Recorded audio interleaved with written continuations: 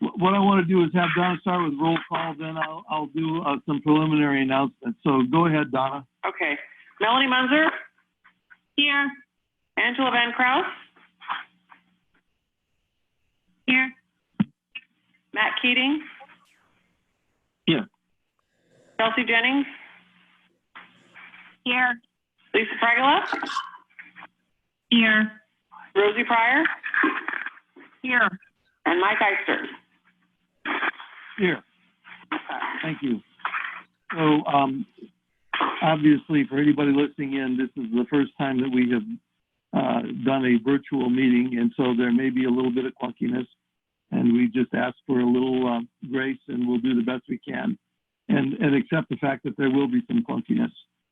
I will ask everyone who's going to be speaking to mute your phone when you're not speaking, and then try to remember to unmute when you start speaking. Let's see. Oh, the other thing is that when you're unmuted, try to take care not to rustle paper in the background, because it makes a lot of staticky sound for the rest of us. It may make it hard for us to hear what's being said. I'm going to go ahead and start then with the acknowledgement of the homeland, and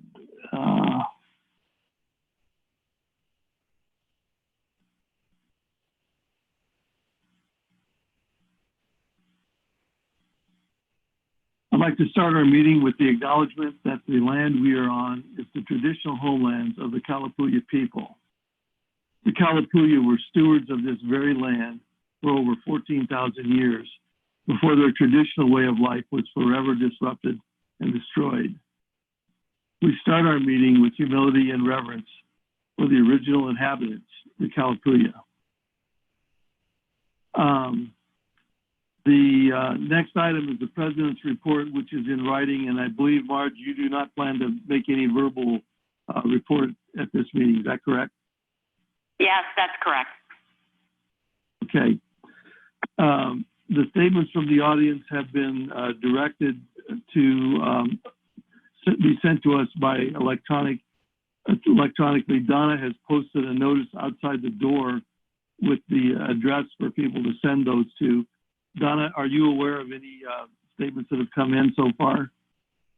No, I don't have any. And we also put that on board docs and also on the board webpage. And I let all the union and student body presidents know that to pass it on if they knew of anybody that wanted to comment, but I have nothing. Okay. So we'll move to the consent agenda, and I'll state in advance that we'll be removing the facilities master plan from the consent agenda and for later discussion in the meeting. I'll entertain a motion to approve the consent agenda with the facilities master plan not being a part of it.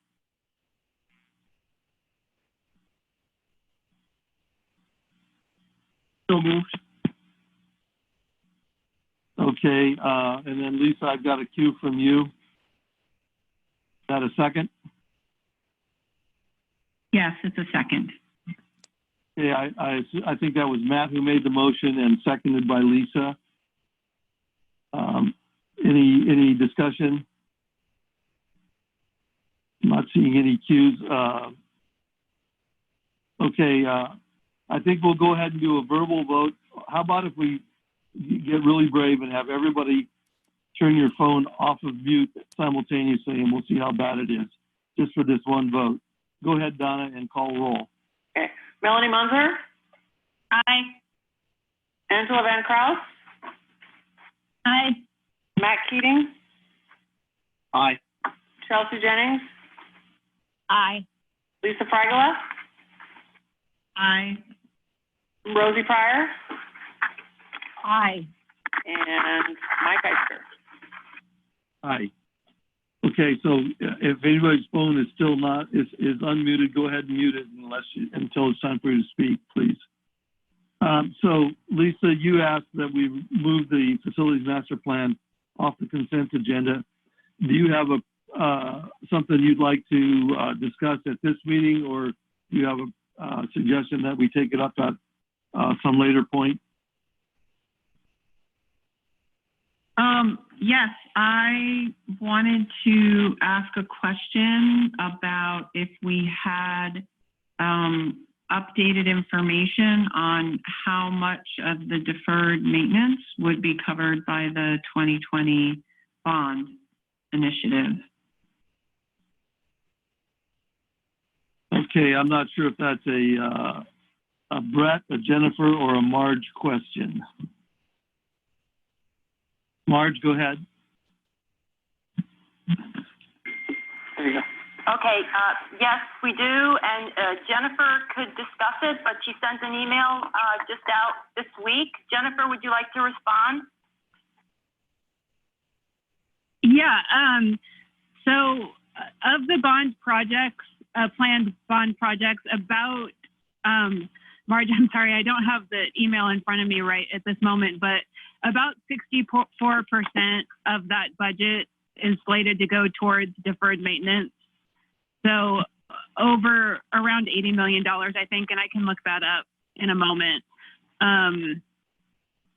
Of the 90 million, only about 22 million of that is going to be taken care of, but there's a whole lot more deferred maintenance that will be taken care of, like parking lots, exterior concrete issues, athletic fields.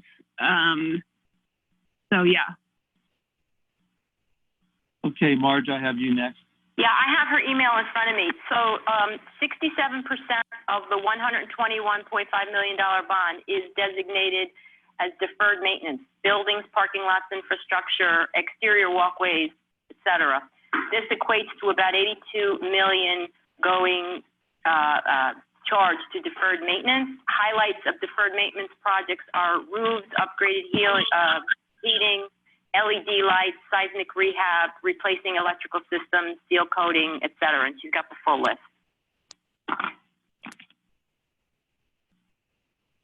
So Lisa, do you need more information? Would you like to make a motion that we approve the facilities plan as part of the part of our action for tonight? And I've got Rosie I'm on in queue after you respond.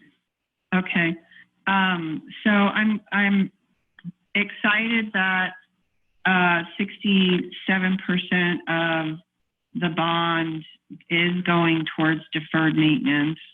That's significant. I'm curious what percentage of our deferred maintenance that covers. So, Jennifer, I'm not sure who the right person is from the college. I think you said 67% would be around 80 million. And if the deferred maintenance is somewhere between 90 and 100 million, am I about right in those numbers? Well, Jennifer? that's not exactly right, because the 90 million that I've referred to a few times is only building related things, and the 80 million that we're doing in the bond includes parking lot.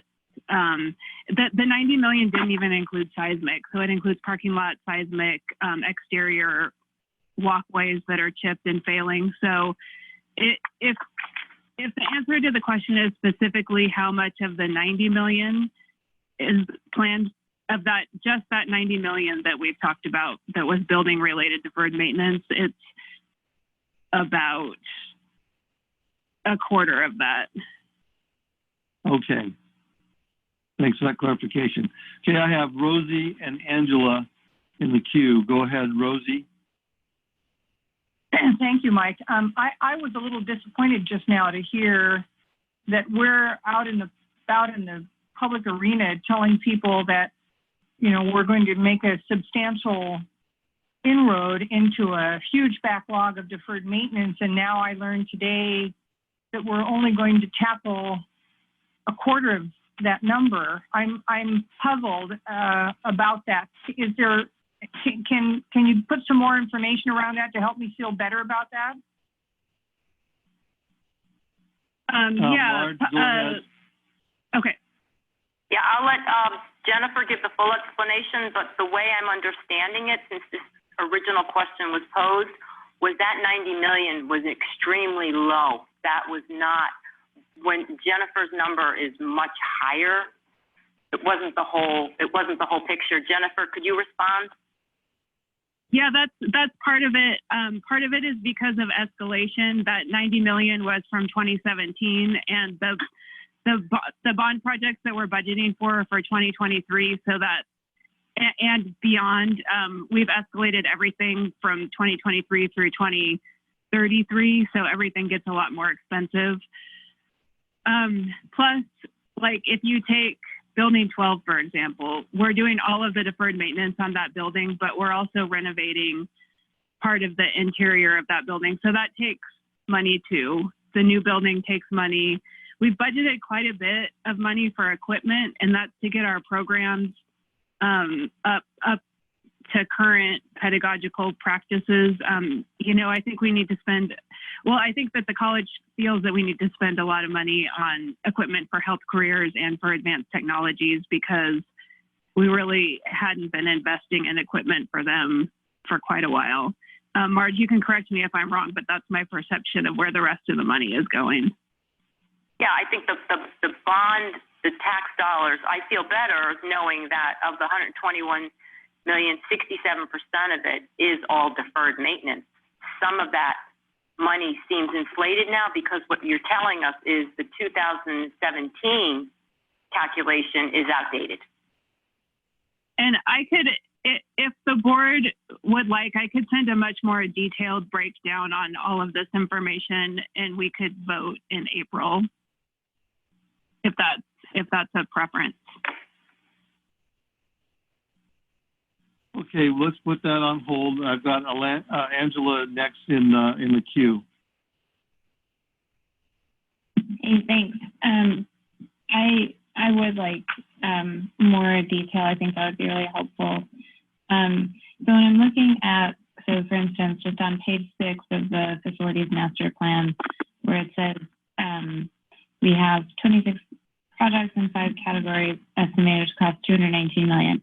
That is not the deferred maintenance. The deferred maintenance is in the next section, 107.2. But Jennifer, am I understanding you were saying that 107.2 million is for buildings only and that there are additional deferred maintenance items? Yes, that's correct. And so we are expecting that $80 million of bond money will be put toward deferred maintenance, but there's a bigger bucket. Yes. What is the deferred maintenance bucket?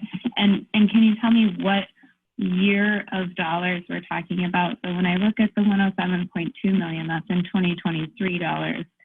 How are we measuring the bond and how are we measuring the deferred maintenance? Are they in the same year of dollars? So for the bond, I did the budget by planning out what year we would probably be able to do each project. And so if a project was going to be done in 2023, then the project is in 2023 dollars. And if the project is going to be done in 2026, then it's in 2026 dollars. And I used a 4% escalation for every single year, which, a couple of years ago might have been too low, but I think with the economy the way it is now, it's probably going to be good. So that's how the budget was done. And then the 107 that you asked about is in 2023. Thank you.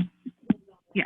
So Marge, the administration suggested to the board that we adopt this as part of our consent agenda. Can you give us an idea of what kind of an impact it would have on management of the college to delay this decision till the April meeting? So it would not have an impact on the college. What it would have, it was critical that we get this through the board so that It's part of the bond. Really, we're going I out see. saying that the board approved or sanctioned or acknowledged a facilities master plan. And we just wanted to make sure that you did. And we could do it next month with more detail on the money's part. Well, I don't want to presume that there's no one on the board prepared to make a motion because I don't know that to be the case. But I just wanted to have you respond to that question. So is there a motion from a board member?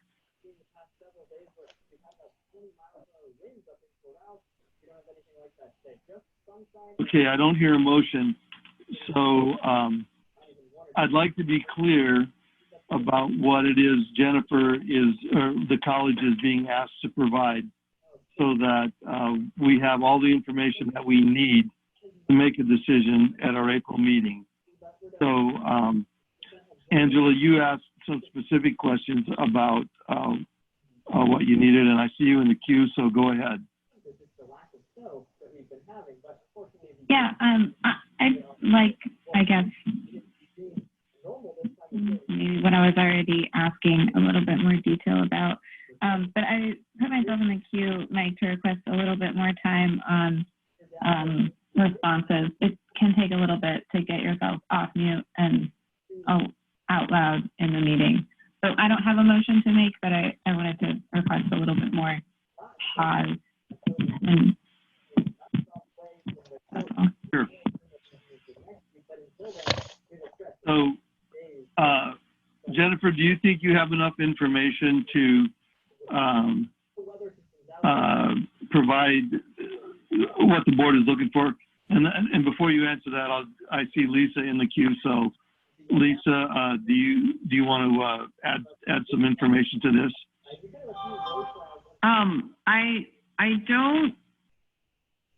I think what I need is an opportunity to, I don't know if the email that Marge referred to earlier was sent to all of us. Was that correct? Was it sent to all of us? No, she just sent this to me in response to the question I posed to her this week. Okay, great. So is that something that would be appropriate to share with us? Because I feel like what I need is an opportunity to wrap my head around some of this information, and then I would have a better ability to ask some cogent questions. I mean, I'm trying to think for myself personally what $82 million in 2020 money represents of $107 million in 2023. So that's a challenging thing for me to get clarity on. And so I feel like I do need more information and maybe a possibility to email questions before the next board meeting. So certainly the email is appropriate for any board member that wants more information prior to a board meeting. Rosie, I see you in the queue. Go ahead, you're next.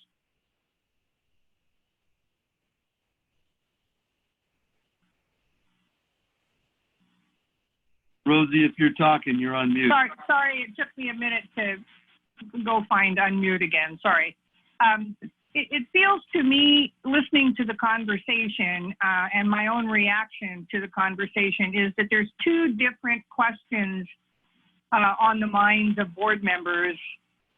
One is a political question that Marge has articulated, which is we are indeed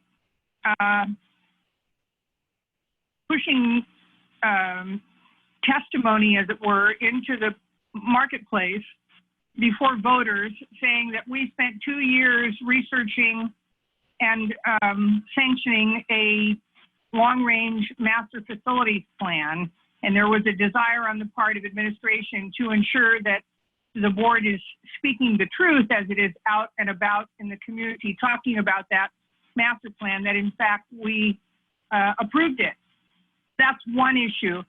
Another different issue is sort of a little more clarification for the benefit of board members about what projects are in what years, And I mean, it sounds almost as if we need to cycle back around, and maybe the email that you're alluding to will help illuminate that. I don't personally have any interest whatever in telling administration which projects to put in what years and how much dollars to spend in each of those years, because the reason we have professional staff is that that's what their expertise is. So having more information in order to be more knowledgeable, I find helpful and useful.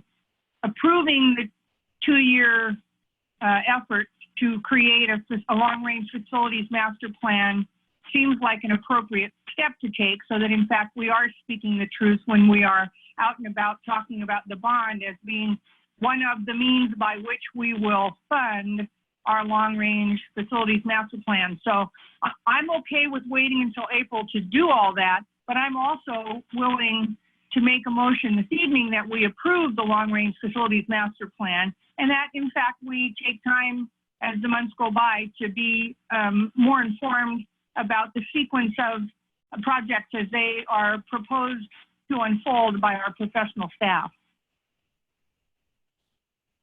Thank you, Rosie. Angela, I have you next. Thank you. I think that my question is really about what constitutes deferred maintenance and what constitutes something else. So when we're talking about the $219 million in the plan,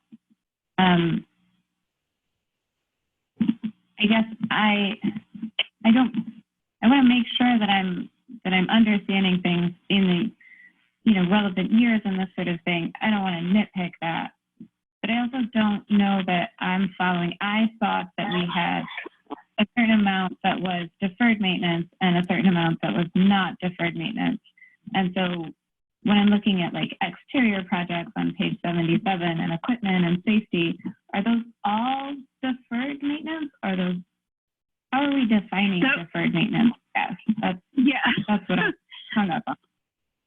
So, Angela, I think that you were not on the board when I did a presentation in, I think it was December 2017, on the $90 million in deferred maintenance that we found from a study, but that's what a lot of the board members are referring to.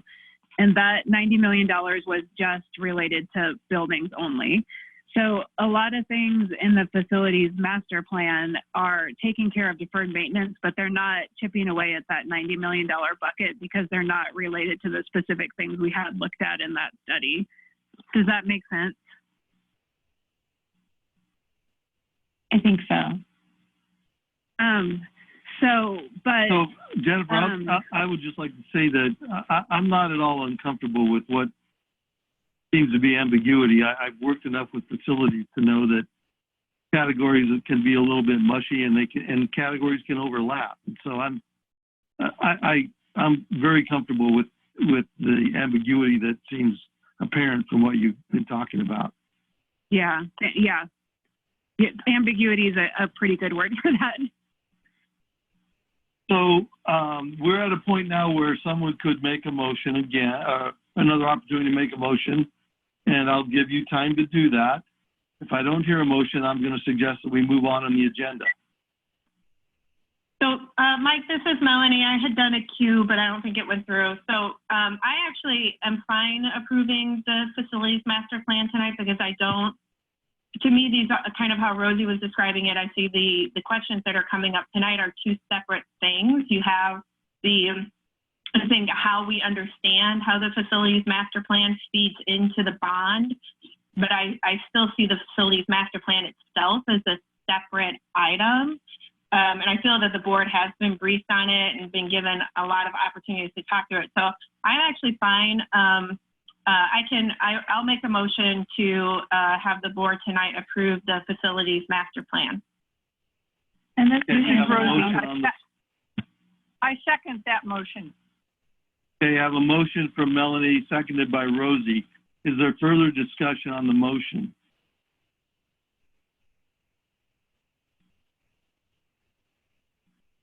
Okay, I'm not seeing any cues and I'm not hearing anything.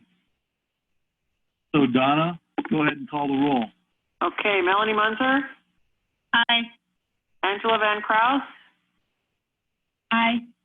Matt Keating, Aye. Chelsea Jennings, Aye. Lisa Fragala, Aye. Rosie Pryor, Aye. Mike Eister. Aye. Thank you. Our next item is the emergency management discussion. Marge, I'm not sure if you're on point on that or if you wanted someone else to, from the college to kind of lead this. I'll kick it off. I first of all want to tell the board how impressed I've been with the leadership here. It was only 2 weeks ago that we met and reviewed our incident command structure, and we actually met 2 or 3 days later, not knowing if we had to kick it off. And within another 24 hours, we started what the whole country did, and that was meeting every day, sometimes twice a day for incident commands. Lisa Rupp has been our incident commander. Her co-commander has been Laura Green. I cannot thank them enough. They've been exceptional. Laura Green has conducted herself as the health officer. In addition, Joan's been our PIO, and Brett as our liaison, and Dawn has been exceptional as our safety officer. So along with all the rest of us supporting this incident command, they've done an exceptional job. I sent you a couple of updates, and only maybe 2 hours ago, if you haven't, you might not have even gotten to your mail, though, I sent you the latest update, and we held off because we were waiting for the governor to give her address on some even additional changes. So what I'm going to do is, knowing that you have a full play-by-play report, I'll let Lisa talk a little bit about how she got her information. And same thing, Laura, if you could address who you've been communicating with to advise you, because then these two bring the outside world to the table, and that's when we decide. Paul looks at instruction, we look at finance and communications, et cetera. So Lisa, you could let us know how you put the command team together? So Lisa, before you do that, I'll just remind Marge that at some point during this report, I think you were going to comment on equipment to make it possible for faculty to do some of the things that we're having to adjust to. So you give that some thought, and then go ahead, Lisa, with your report. Hello, everyone. Thank you for inviting us to your meeting. I know meeting via telephone can sometimes be challenging. Things have moved along rather quickly. As Mark said, we started this scenario for us 2 weeks ago, and it's progressed drastically, and we've had to, like she said, meet daily, sometimes 2 to 3 times a day, depending on which teams we were meeting with.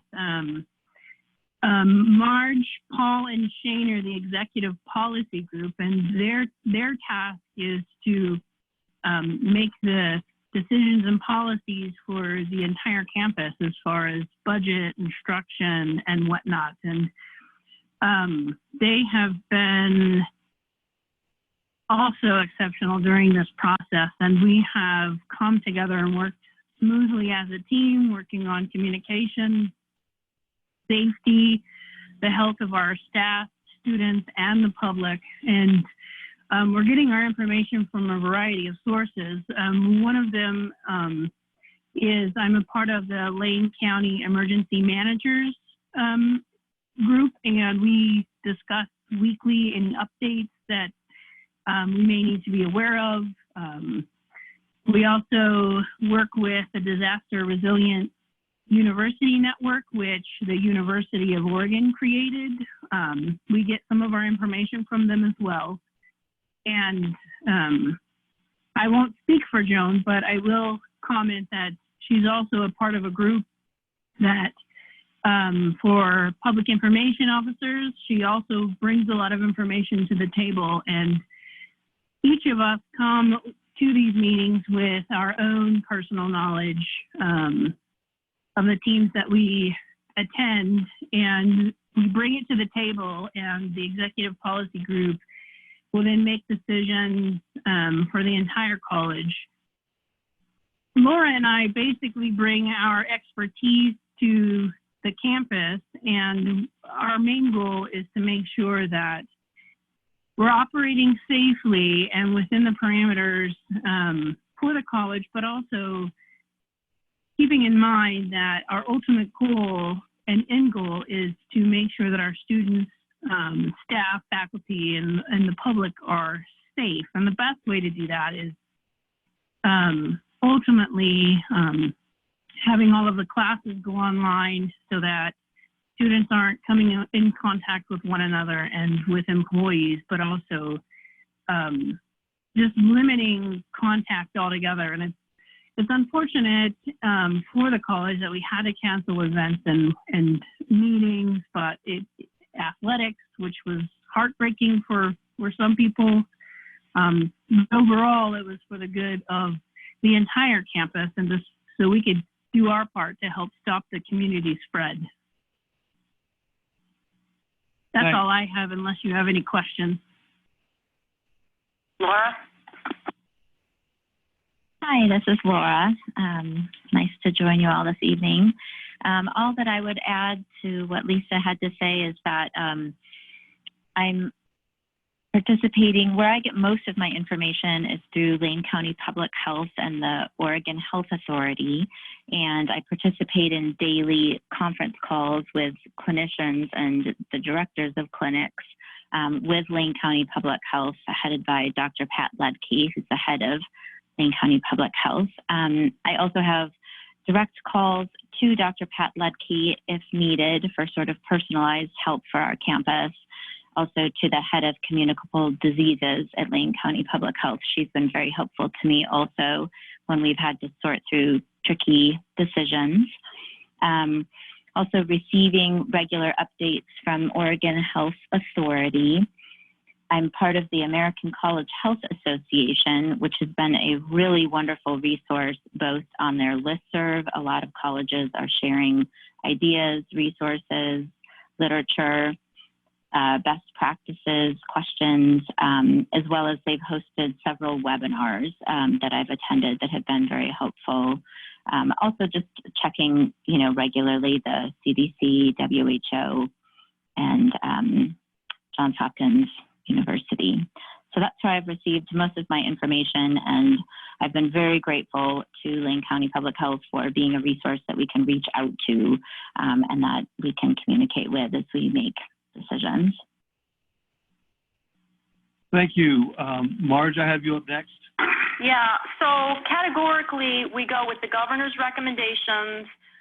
We follow them. I then go to the HEC and the Oregon President's Association.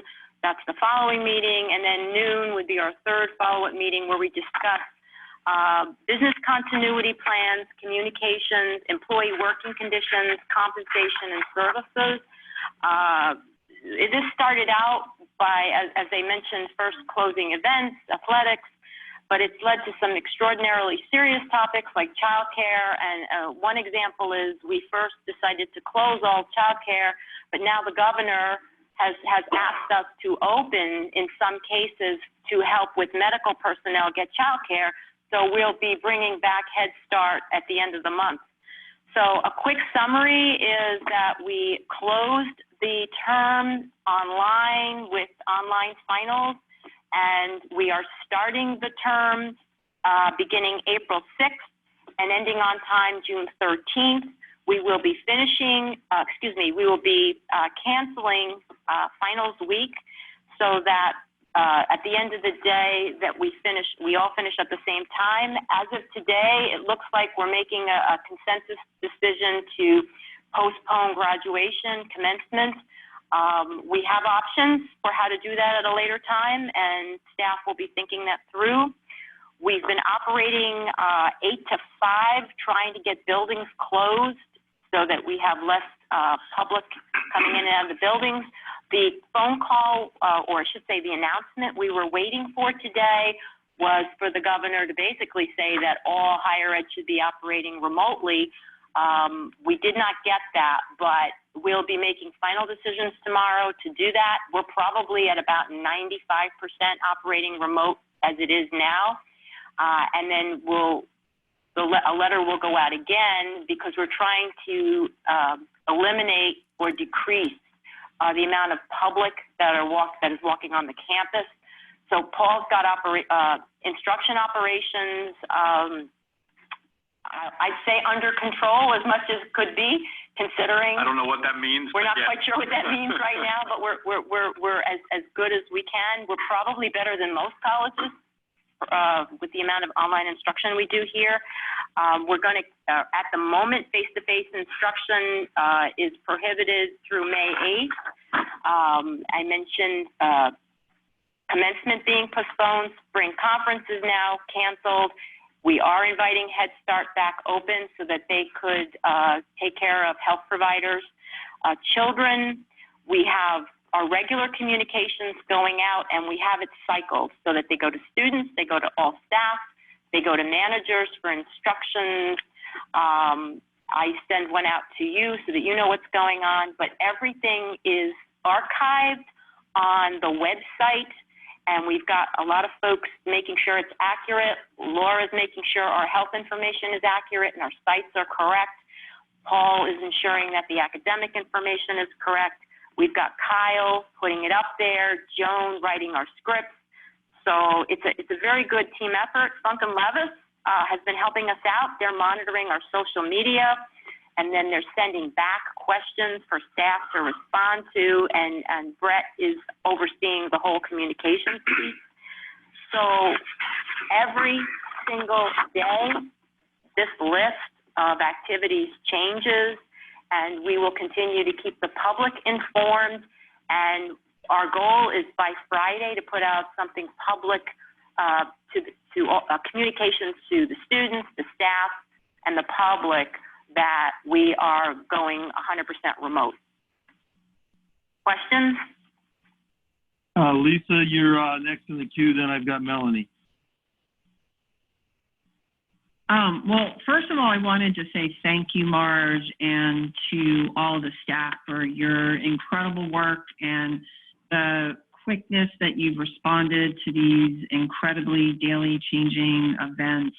I know it's a tremendous thing to be doing. And I also wanted to thank faculty for their dedication to Lane students. I've heard from several Lane students that they've received great communication in terms of moving to online, and I know faculty are working really hard to do that. I had two questions. One is, I'm curious, I've heard a lot in the news about the governor's directives to K-12, but I haven't heard as much about the governor's directives to community colleges, and so I'm wondering what kind of specific directives there are around waiving hours for funding, directing schools to pay staff, those types of directives. And then my second question is, do our faculty have the adequate technology in order to be able to deliver online courses smoothly? Okay, so I'll start and then I'll hand it off to Paul. Yeah. We are getting the direction from the governor's office, you're correct, has been mostly towards, at least we feel, directed towards K-12. So that's why our I call it our 10:30 meeting with higher ed has been very important, and we're trying to interpret that. The last call, we were told to be prepared for a prohibition on face-to-face instruction with the exception of healthcare training. But that didn't come. I read what she spoke of today. It is based on medical, but so I think that it's a little bit quiet in that sense. We have people meeting at the HEC right now. In fact, I've even gotten some emails, direction. We're trying to we are trying to send a strong message to the governor's office that higher ed is hurting and that we are tuition driven and that our students, especially in CTE, are going to take a tremendous hit and a hardship on this. So there's rallying going on in Salem right now between the HEC, the community colleges in general. No, we have not gotten any positive response. We are told to sit tight. I'm looking at Brett. And would you like to add anything, Brett? No, I think you will likely see something probably as soon as tomorrow from the governor concerning higher education. They know that there's a lot more factors at play with higher ed that K-12 really doesn't have to deal with as far as students living on campuses and really the inability for us to close down completely. So they've been in discussions. I think the question right now is how far out they require all institutions of higher ed to teach fully online or remotely. There's been discussion of whether it'll be the end of April, like K-12 saw in their order yesterday, and then there's also the chance it will go through the end of May. So there is definitely a lobby of health professionals pushing for longer extensions. Those obviously in the education field are hoping that if we, especially with the CTE classes, if we can move a lot of the first half of those programs into remote teaching, we might be able to do the face-to-face, the labs, and that type of work at the end of the term. But no guarantees on that right now. So hopefully there'll be more guidance from the governor tomorrow. We have been attempting to not get out in front of what she's going to decide. We want to kind of follow her actions, and all the community colleges will mirror her decisions and language. Paul, would you like to address academics? Yeah, sure. So when we saw that this might be on the horizon, something that we'd have to deal with before we moved courses to remote access only, we started mobilizing and putting added touches onto our academic continuity plan. For the most part, we've developed good resources and access to resources to help faculty move courses online. We have an academic technologies department run by Ian Coronado, several instructional designers and support staff in there that have been working both in person.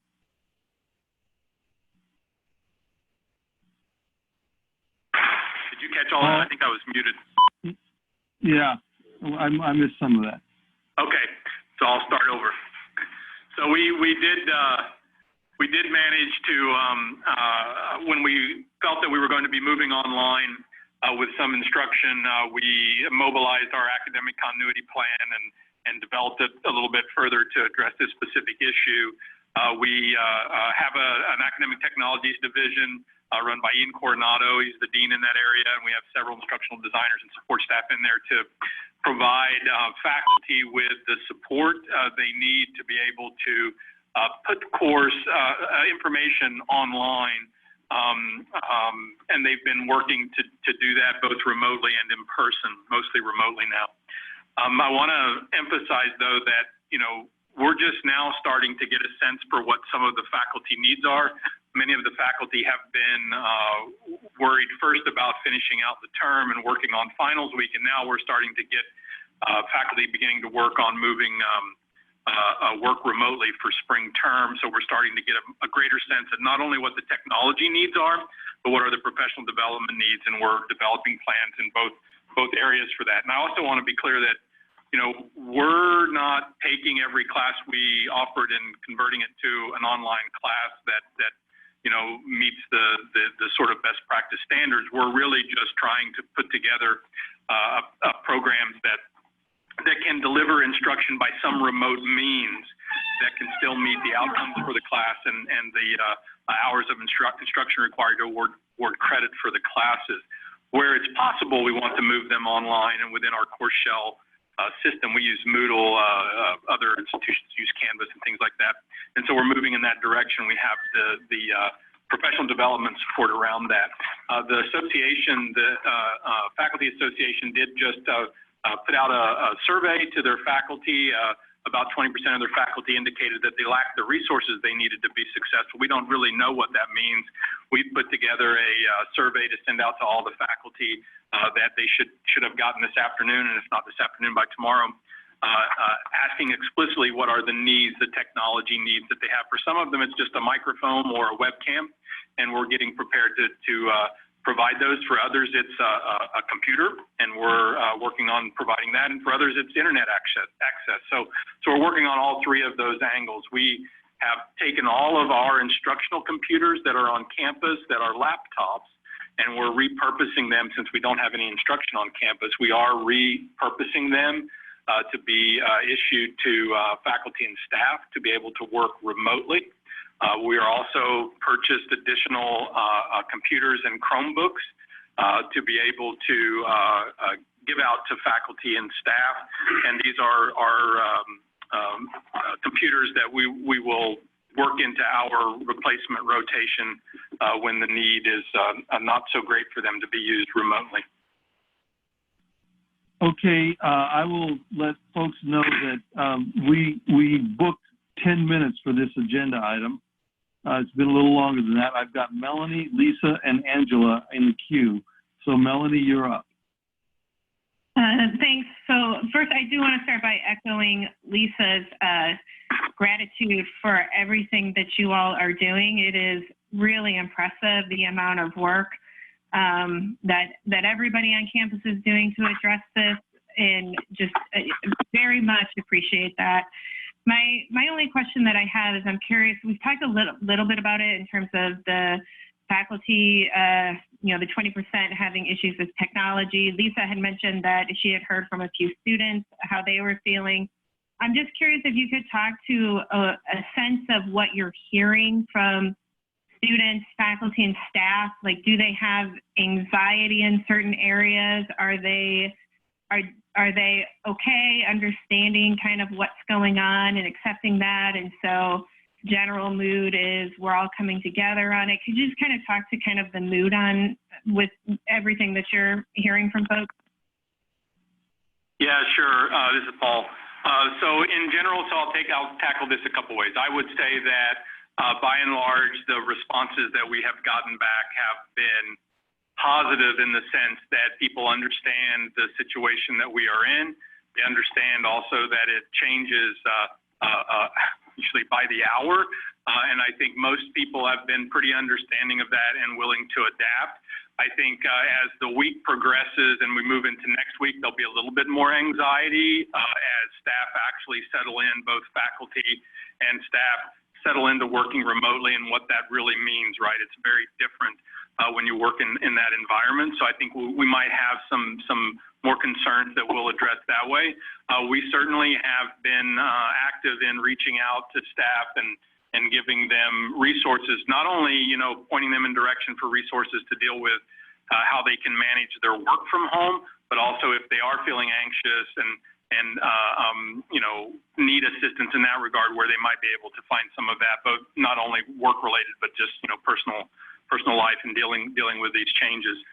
So I think in general, from the staff perspective, I would say people understand where we are and moving forward. And I've had a conversation with someone in the parking lot this morning about opportunities that this presents to learn more about how to be more effective at presenting materials to students, both as advisors and as instructors. Students, we haven't heard a lot from students. The advisors that I've talked to just casually that have spoken with students also are not too anxious about this just yet. I think the anxiety again will set in over the next week as the reality sets in about the likelihood of not being able to complete some courses because of on-campus time that's needed for labs or clinical hours that are needed that can't be met because of instruction, and then trying to get a sense of what that means. So I think we'll see again next week dealing more with that. We also put out or developed, I think it will go out, I think we're waiting till Monday to send it out to students, a survey to students also about their technology needs and development and training and support needs that they feel they might need to be successful.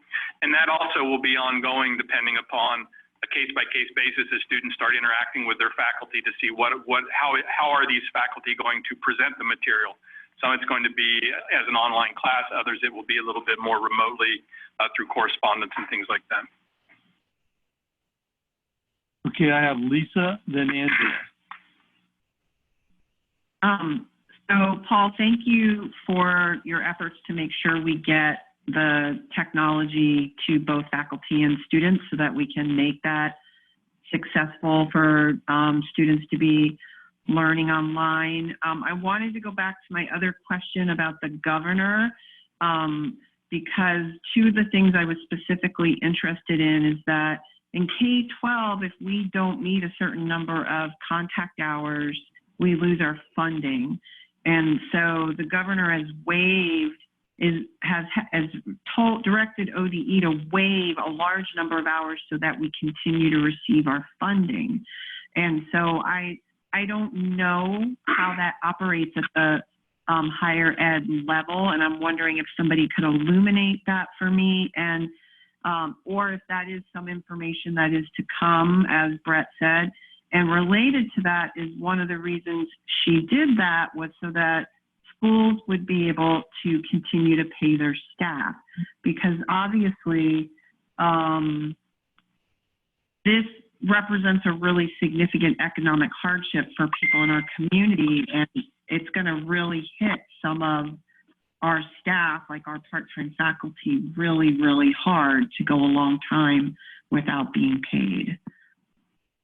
So I'll address that kind of as succinctly as I can. We haven't really received any guidance from the state about how we're going to get paid. Typically the way we're paid, tuition credit, right? So the sort of tuition dollars that we get, that's totally going to be driven by enrollment, and I suspect that we will see a drop in enrollment, so we'll see a drop in revenue as a result of that. The money we get from the state for FTE, that is paid at a particular point in time based upon how many students are enrolled in the class at the end of the 4th week, and based upon the number of hours of instruction that there are in the week. So we're obligated, if we're going to award credit, we have to make sure that we are delivering content that we feel comfortable meets the hour requirement to deliver credit based upon the way we have the courses scheduled. And so we're operating under the assumption that as we move these courses remotely online, that we are going to meet the same number, the same obligation for hours of instruction to be able to award credit for the courses. And then that will drive the FTE payments that we get from the state. We will still be offering the same amount of instruction in terms of number of hours, but if we have fewer students enrolled at the end of week 4, our income from the state, so our revenue from the state for FTE will be reduced proportionally for that too. So it's a little bit different for us, and it's really kind of really a matter of student enrollment, and to the extent that if we take a 20% or 15% drop in enrollment in spring term, we're going to take the same proportionate drop in revenue from those sources that are enrollment dependent for tuition and FTE. Okay, I have Angela, but I see Marge in the queue too. Marge, if you had something to tag on to what's already been being discussed, I'll put you up next and then Angela. Yeah, it's actually quite gloomy, I think, because $1.5 billion, I'm told, we're going to be having to find in the state of Oregon for all these emergency expenditures. So, quite frankly, they told us to prepare for a cut. And just to add the $1.5 billion figure, the state economist today gave the first public comments on the financial impact to the state economy by all of the closures. As you can imagine, a state that depends 92% on income tax for its revenue, when you lay off a huge percentage of the population in 1 week, it's going to have a pretty drastic impact on the state general fund. And so they feel that so far the impact is most likely a reduction of $1.5 billion from the current biennial budget. Depending on how long this lasts, that figure could just grow, and then we'll see the added cost from dealing with this added on top of that. So Salem is definitely looking to the feds for help. The question is how much help we'll receive and what areas it will be focused on. As you may recall, in 2008, the last time the economy collapsed, there was federal funding specifically aimed at education to help keep us going. I don't know if there will be enough this time. Okay, I have Angela next. My question was about students. I know that there are LCC students who do not have Wi-Fi where they reside. Is there something that we are doing or that we can do to ensure that these folks are able to continue their courses? So yeah, we have some computers, laptops, and hotspots, Wi-Fi hotspots that we do check out to students, and we've ordered more of everything. I don't think we have enough to be able to supply every student that doesn't have Wi-Fi access points like that, but we're trying.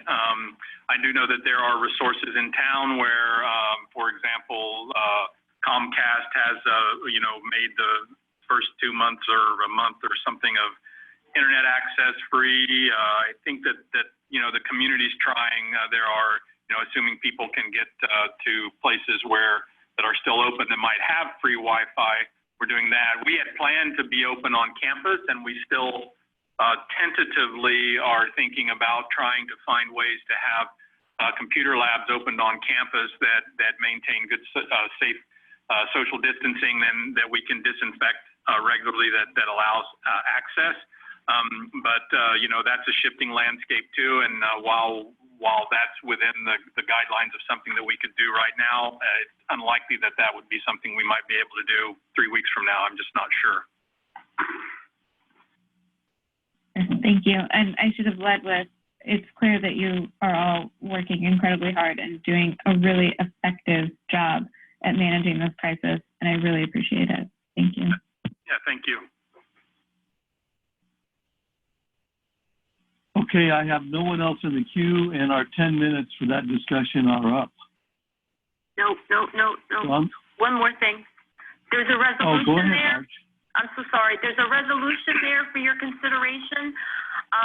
Let me explain. It came from CAM, which came from Karen at OCCA to give presidential powers for emergency spending or decision-making. I can honestly say we are operating fine without it. We have a board policy, which is why we presented a copy to you. But this is for you to decide. I am not necessarily recommending that we need the resolution, but I am presenting it to you out of obligation from OCCA to show it to you. If you want to discuss it or ask questions. So, Marge, I'm looking at the agenda, and is it? It's an attachment. Okay. Is it the resolution 36639? That's it. Okay. I see it. Okay. So that is a proposed resolution that is being taken up by our community college colleagues. And it's on our agenda because it's an OCCA initiated resolution for all the colleges to consider.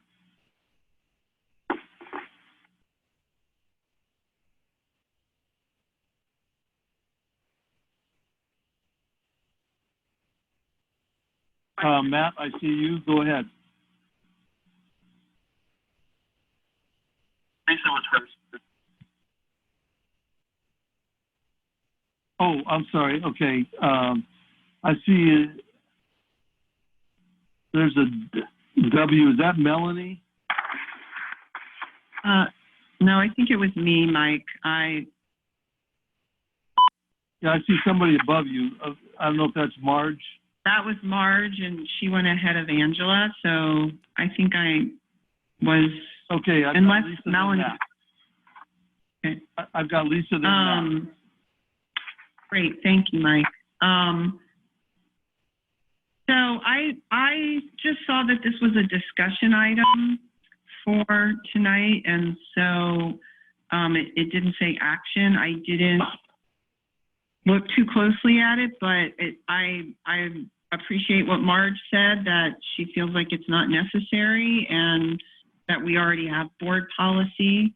I guess I would be ready to move on to the next agenda item personally. Thanks. Matt, you're up next. This is Matt. Yeah, exactly the same thing. In the conversation about the emergency management, if you haven't read it, there is a document that cites board policy when it comes to emergencies and the presidential authorities.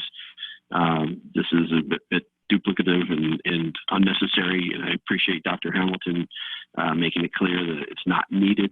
And I would like to move on with the rest of the agenda as well. Okay, I'll give just a couple seconds to see if anybody on the board wants to take some sort of action.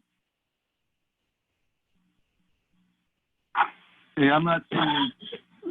Was somebody trying to get in here? Okay, so I'm suggesting that we move ahead on the agenda. And the next item is the Pacific University Agreement. That is an action item. And Marge, you're up. Okay, so I am looking for the board to allow me to enter in a release agreement with Pacific. We've been working on this for almost a year, but now it's time to move it along, and it's time to actually start renovation on the spaces. So with that, I'd be happy to entertain questions. Okay. I'm not seeing anybody in the queue. Does anybody want to raise a question or make a motion?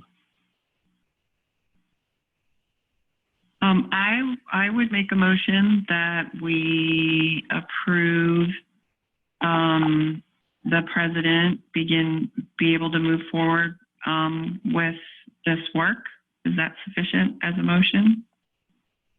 Okay, so the recommended language is that the board authorized President Hamilton to enter into a lease agreement with Pacific University. Is that language okay with you, Lisa? Yes, I am suggesting that language and making a motion. Thank you. Okay, is there a second? Second. Okay, seconded by Matt. Motion made by Lisa, seconded by Matt. Discussion, and I'll take discussion in the form of the Q messages.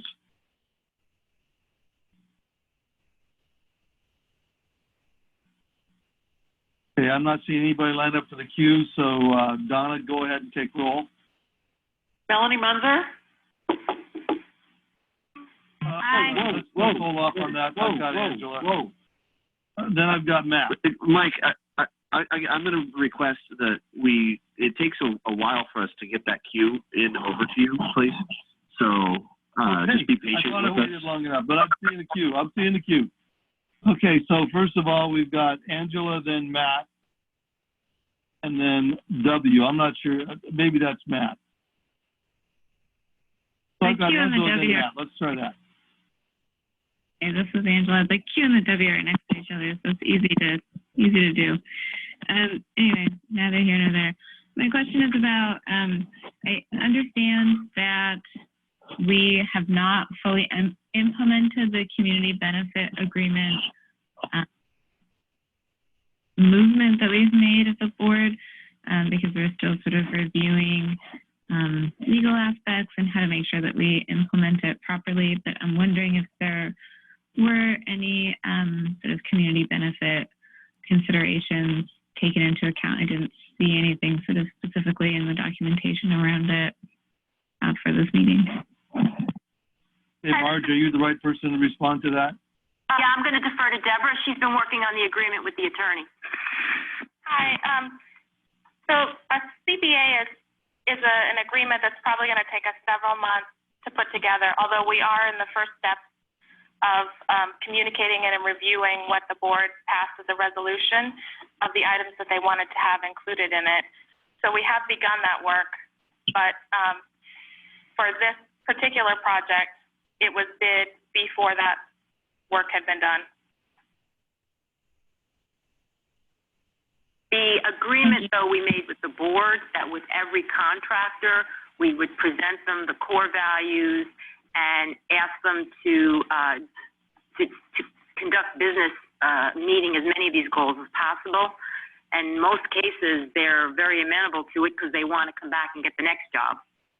So even though the agreement is not signed, what we told the board that we would absolutely do, and Deborah would make sure of that, is that the value statements that you all made in the resolution would be given to the company. That's perfect. Thank you. Matt, I have you next. That's a follow-up to that. So the value statements will just be given to the company? Yeah, Matt, the agreement is not signed off yet, but, you know, with a real CBA, I don't know how many of you have worked with it, you actually, after you have a contractor in play, that's when you sit down and you go through this. So I think it is very acceptable to sit down with them with these core values and ask them to get as many of them as possible. Okay.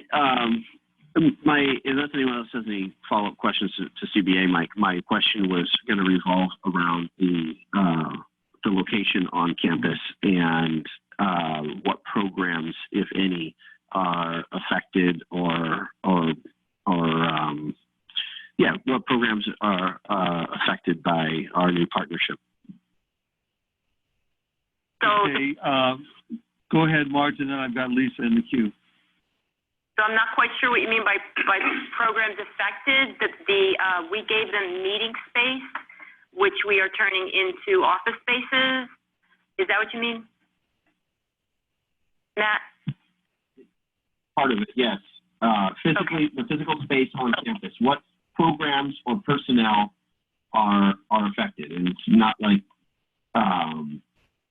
the space. I mean, unless all spaces were just empty and not being utilized.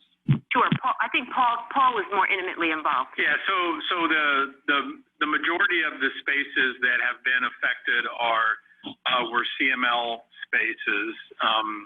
So they were being used to either house some of the CML staff, operations staff, or they were rooms that the CML would use to hold events either for on campus audience or outside of campus audience.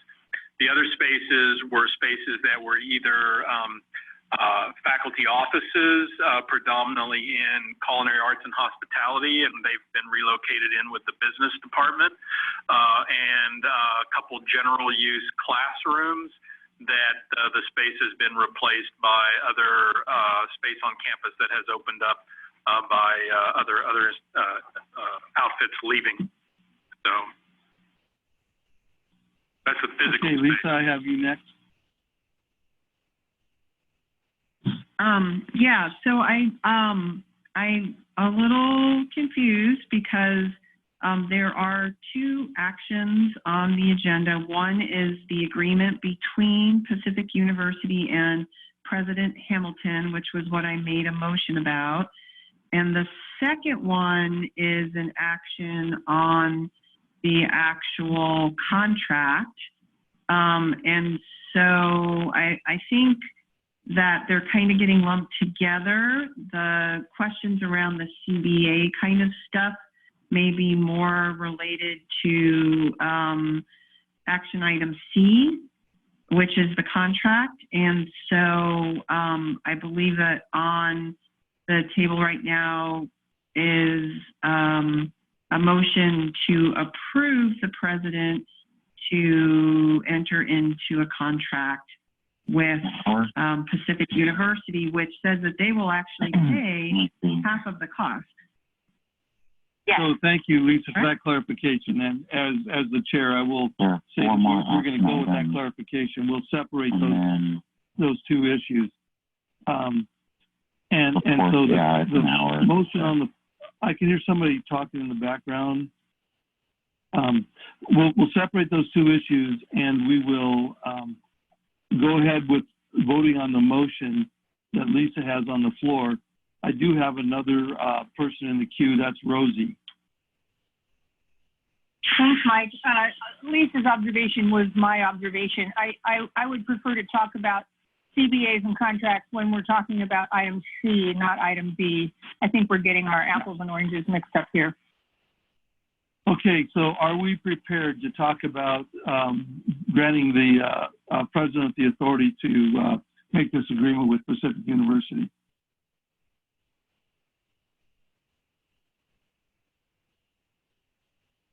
Yes, I'm sorry, I got us off track. Okay, I'm trying to give adequate time for anybody to show up in the queue, and I'm still not seeing anything. So, at the risk of going too quickly, I will say, Donna, will you please do a roll call vote? Okay, great. Melanie Munzer. Aye. Angela Van Kraus. Aye. Matt Keating. Aye. Chelsea Jennings. Aye. Lisa Fragola. Aye. Rosie Pryor. Aye. Mike Heister. Aye. Thank you, board. So now we have another item that's related but different, and that is the contract. So, Jennifer, are you going to tee up this conversation?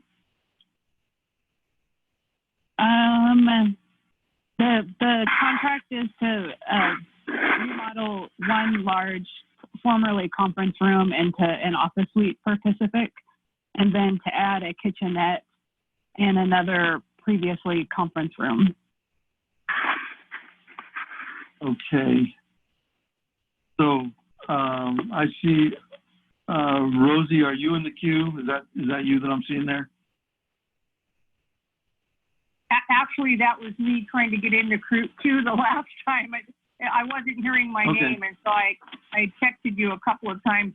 But I guess what I would like to say is, one comment that was made earlier by President Hamilton, I'm a little confused by. It said, I just want to clarify if I understood correctly. It sounded as if, Marge, that you said it's not uncommon to get a contractor and then discuss the requirements of the CBA. That was not how I thought it operated. I thought that the CBA was almost like used as like a screening filter that one applies to the submitted bids to ensure that the final selected successful bidder can comply with the greatest amount of CBA. So perhaps I don't understand how they work. Hey, Marge, I have you. So Rosie, you're right if you have it in front of you. That's why I said it's not uncommon, though, if you don't have one, to give them some of the things that you're looking for in the company. Had we had it, we would have, believe me, we would have given it to them. But as we did with the last project we brought to you, Deborah, we chat with the company. They explain to us how they meet or trying to meet some of the criteria that we put in front of them. So I think if we had it done, if it was all finished and neat, it would have been great. It would have gone out in the RFP, but it's absolutely not uncommon to have discussions with them. And I think, Jennifer, maybe you could address that. It's true. That's what we did with Knife River for the parking lot project, because that was bid before the CBA had been developed. And Marge sent me a list of questions related to the CBA, and Knife River came back with answers. And I think Marge shared those with you.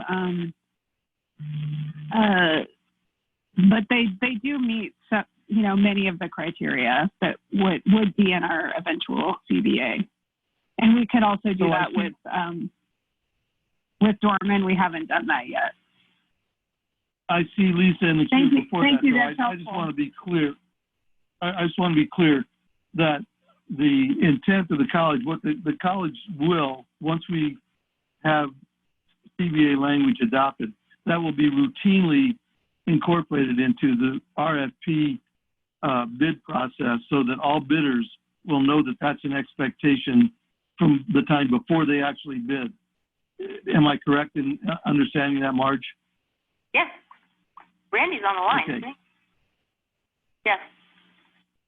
Okay, so Lisa, you're next. Great. I did want to say in response to Rosie's question that from what I understand about CBAs, it isn't at all unusual to enter into that. It's like a contract eventually. So after you have chosen your contractors through the bidding process, you do then sit down and you codify your agreements in a contract. So when they're talking about having the CBA completed after the bidder's chosen, that is very common.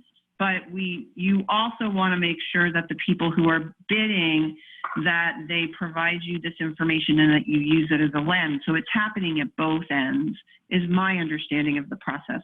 And I guess my feedback would be, that we got this chart in the Building 19 tenant improvements document in our board docs. It's the second document here.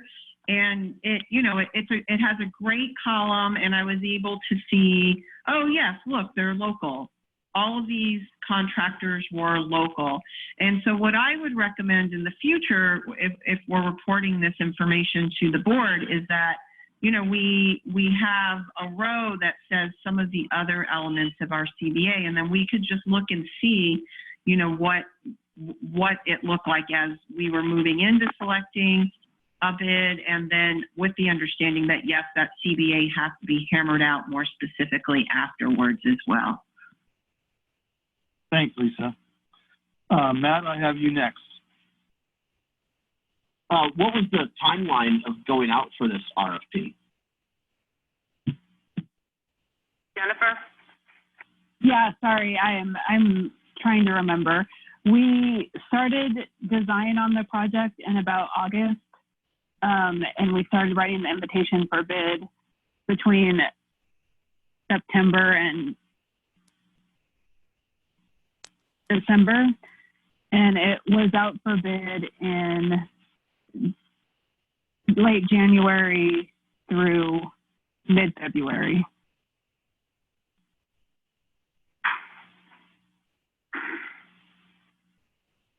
Okay, so it went out for bid in 2020, and the board had adopted a CBA in early, or at least by December of 2019. And so I just want to echo my colleagues in longing to see how our value statements will actually be presented to us or shared to us when it comes to make these decisions moving forward. Marge, Hey, this is Jennifer. Is it okay if I jump in? Sure, go ahead. I'm supportive of the CBA, and I'm excited about when we actually get it written, but I have to say that I'm confused about how to legally implement some of the aspects of it. And I feel like some of it we can certainly do legally. Some of it is, it's not a regular thing where you go out for a design bid build project and you do an invitation for bid and you accept the low bid. That's the Oregon law in my experience. So I don't quite understand how to implement the CBA legally. And that's, I think, part of the reason why we haven't quite done all of it.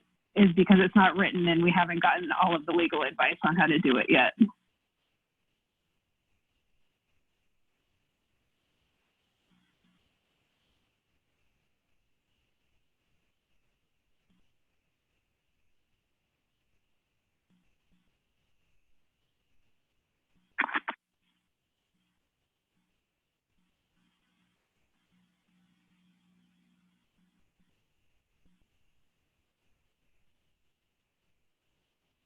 Are people still there? Yeah, that's what I was wondering. Are people still there? Yeah, I mean, I can respond to this. We have Randy, actually Randy's on the line.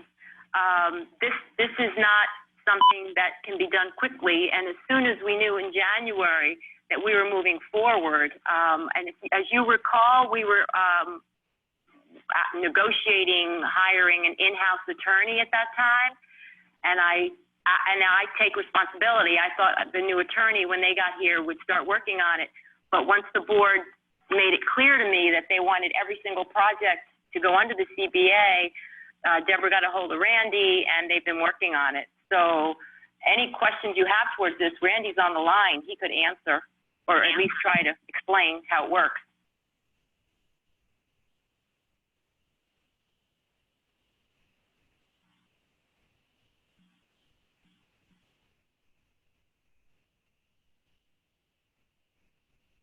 Okay, for some reason, I've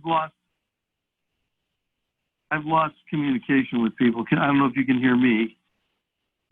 You're there, Mike. We can hear you. Okay, now I can hear you. Go ahead. So I think, Randy, you were being asked a question, and then I've got some people in the queue. Sure, I'm happy to respond. So Deborah and Brett and Jennifer and I met earlier this month, or it might have been in late February, to discuss how to implement the board's resolution. I don't think it was practical to implement the board's resolution in relation to the RFP for the Pacific University modifications, but I know that Deborah and Jennifer have been in contact with their colleagues at the University of Oregon, because the University of Oregon did a project labor agreement, which is really another term for community benefits agreement, in relation to the Knight campus.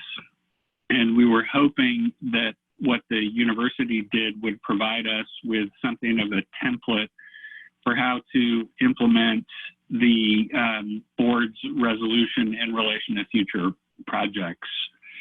But the timing was really too tight, is my understanding, to implement the board's resolution for the RFP with the Pacific University improvements. But I also understand the college's intent to implement the resolution with respect to all future projects. The one issue that was raised in the meeting that Deborah and Brett and Jennifer and I had was whether there's a realistic dollar value threshold on which we want to include the CBA language. And so that's kind of an open question. You know, we don't necessarily want to do it for all small projects, but typically public agencies have a dollar threshold. And another question was precisely how to implement the board's resolution, because the board's resolution is general in nature, and we've been talking about how to translate the general resolution into specific RFP language and ultimately contractual language.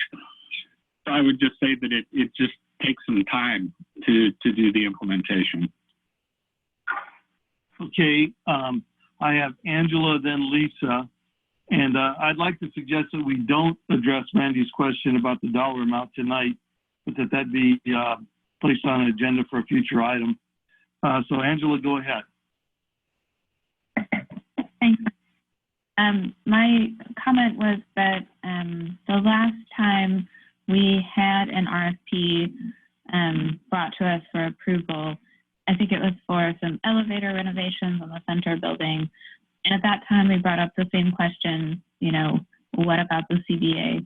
and my understanding from that conversation was that there is a non-trivial legal process that this needs to go through in order to make sure that we're implementing it without violating any laws. And so I'm satisfied that the college administration is working towards that, and in the interim is doing what they can to satisfy the statement that we made. That's all I had to say. Thank you. Thanks, Angela. I have Lisa, then Rosie. Yes, I wanted to echo some of what Angela said. I do feel like that the administration is working diligently on upholding the spirit of the CBA. I really appreciate that. And I know we are working on moving this forward. And so I would like to make a motion that we approve, do I have specific language for this in here? A motion that we approve this bid that is being recommended to the board of this contract. Yeah. Second. So the board moved to award the contract for IFB 19-20-09 to Dorman Construction. And I'll assume What that's he the said. motion that you made. Okay, and then Matt. Yes, thank you. Matt, And Rosie, I heard Rosie. Okay, Rosie's the second. Okay, discussion. Rosie, you're in the queue, but do you have something to add? Sorry, I had to unmute. Yeah, I want to just build on what Angela and Lisa have said. I am convinced that with all of the time they have at their disposal, administration is working diligently to implement the board's intent with respect to a community development agreement, community business agreement, whatever we called it. And between the bond and the budget and tuition and everything else that's going on now with the flu, I'm not interested in any further delaying on this subject. We passed a motion a month ago saying that our board meetings between now and June would focus on two things, the budget and the bond. And we've spent very little time on either one of those so far tonight. So I would like to see us move on. Thanks. Okay. So I don't see anybody else in the queue. Donna, would you take a roll call vote, please? Okay, Melanie Munzer, Aye. Angela Van Kraus, Aye. Matt Keating, Aye. Chelsea Jennings, Aye. Lisa Fragola, Aye. Rosie Pryor, Aye. and Mike Eister. Aye. Thank you, board. Our next item is a bond update discussion. Brett will lead that conversation. Hi, good evening. I'll keep this real brief. As you all know, the current environment has really changed rules for campaigning and has kind of thrown our plans for the bond up in the air. And we're still trying to nail down exactly what we're going to do moving forward for the last 2 months. But last week, hopefully you all received the new Lane magazine. It reached everyone's mailboxes. It came with a informational guide for the bond inside. We have a copy of all of those information guides. Will also be going to foundation donors with the annual foundation report when that goes out in April. We had 5 informational hearings planned around the district over the next 6 weeks, and unfortunately, we're going to have to cancel all of those. Our goal is to replace them with some online forums. We'll start with about a 20 to 30-minute presentation on the bond and the projects that are proposed to be funded.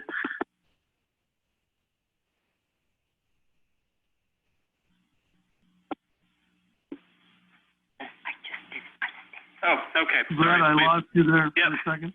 We lost it for a second. I'm not sure where I cut off, but I think I was talking about forums. We're going to replace the 5 informational forums we canceled with. Our goal is an online forum, 20 to 30-minute presentation about the proposed projects, that would be funded if the voters approve the bond, and then have live Q&A that people will be able to either text or send in questions. And so we're still working out the details on that, and I'll share that with everyone as soon as we know the plan. We have, since the beginning, had a plan for 2 mailers.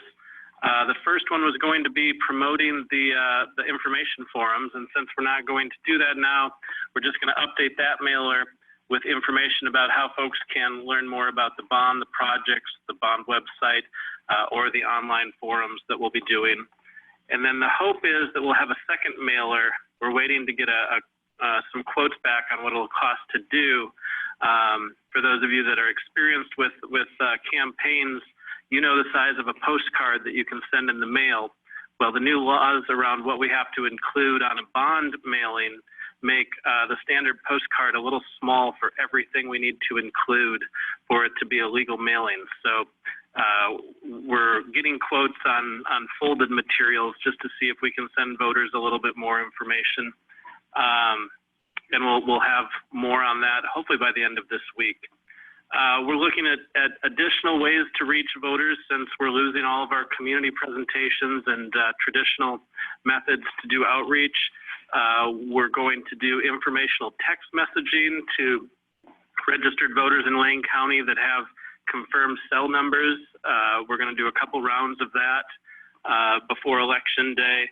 And we're also going to do some targeted online campaigns as well, just to raise awareness around the district, and hopefully work with some of the local journalists to do stories about what it's like to campaign in this type of environment. So that's about where we're at. If anyone have questions, I'm happy to answer. And like I said, as we get some of these new details nailed down on dates, I'll make sure to send them out so everyone has them. Thank you, Brett. So as of this moment, I'm seeing no one in the queue. I'll wait another second or so before I move on to the next agenda item.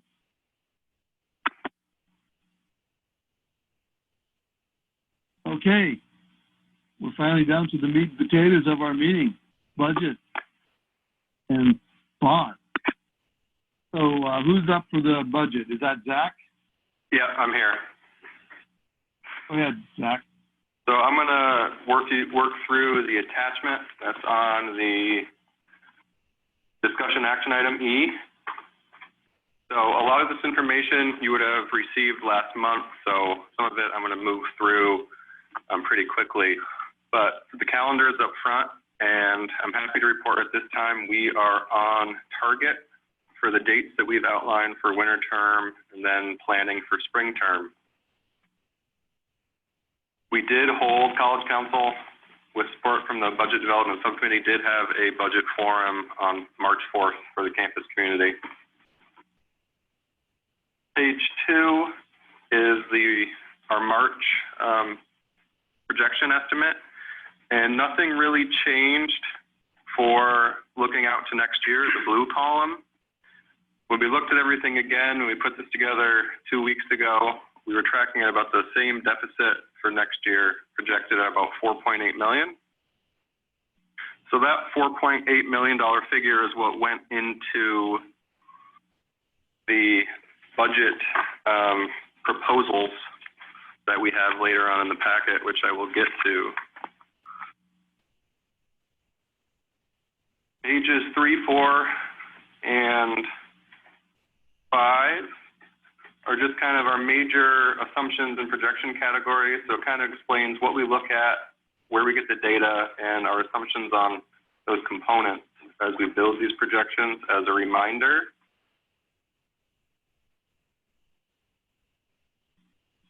moving down to page 6, I brought back a look. We've done this in prior years and even earlier in this budget cycle, a look at the beginning general fund balance that we had to start this fiscal year, what general fund deficit I was projecting as of 2 weeks ago, and what that would mean to the fund balance when the fiscal year ended.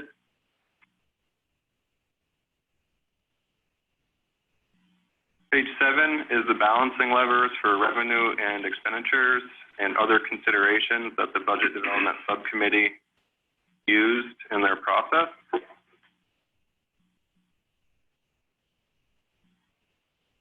Page 8 is just kind of a quick look at some of the investments that were coming from strategic planning, program review, and departmental planning.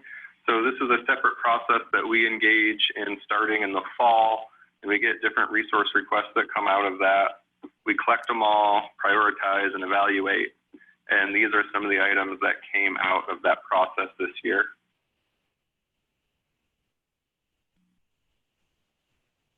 Now on page 9, so here is 2 looks at balancing or addressing the $4.8 million deficit that the planning projection outlined. The one on the left is the College Council and administration proposal. So administration supports the College Council proposal, to reiterate that. On the left-hand side, it's our estimate of state funding and what allocation that we thought we would receive next year at 8%. We're assuming a increase in local property tax revenue. This projection has a inflationary tuition adjustment tied to the Higher Education Price Index, which for 2019 was the latest data we had, 2.5%, which would be a $3 per credit increase. The one on the square on the left also has a $2 tech fee increase to support technology on campus for students, a online fee restructure, and both the tech fee, tuition, and online fee restructure, Paul will speak to momentarily. So those would be the revenue changes, the revenue levers there. On the expenditure side, to balance this out, we were looking at a $910,000 reduction in contracted personnel, which would be about 2.4% of our estimated expenditures. Part-time personnel, $366,000 reduction at about 3%. The item below just highlights what the OPE, estimated OPE savings would be with those 2 personnel changes. Then we'd be looking at, still a little further to go, $950,000 reduction from other expenditures, which is M&S and primarily materials and services and capital outlay. We have an expense line item for the general fund balance restoration for policy, and then this includes $810,000 for major maintenance next year. The box on the right, so the scenario 1, same deficit to balance to at $4.8 million. Just this one does not have an inflationary tuition adjustment, but it does have the fee increase, is that what I alluded to previously. But here, because revenue's down, there's no inflationary tuition adjustment, we had to increase the expenditure reductions to balance this one out. So this one goes a little bit higher on contracted personnel. So almost $300,000 difference on part-time with the corresponding OPE reduction, and then materials and services change as well. So the difference between the 2 is that the College Council Administration proposal to get to the 2.4% in contracted personnel reductions, it'd probably be about 13 to 17 positions that we were looking at holding positions open, reorganizations, and staggered hiring. The consequence of not having or implementing the Higher Education Price Index is that number would go from 13 to 17, about 15 to 19 positions. So you might say that it's only a few more. It's just then we're stretching a little bit from what we think we can do through holding positions open, staggering hiring, and attrition, and that would move us into the realm of involuntary separation. So that's the major consequence, the consequence between the 2 proposals. The next page 10, Go ahead. the next two pages, 10 and 11, give a nice narrative summary and explanation of those two scenarios. And then the final page of this packet is a cost of attendance comparison for the budget proposal and then the alternate scenario 1. So the cost of attendance combines tuition with all other expenses for attending, correct?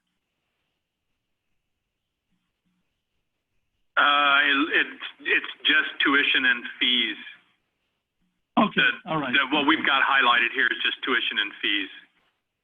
Great, okay. Okay, Paul, did you have something you wanted to add before I go to questions?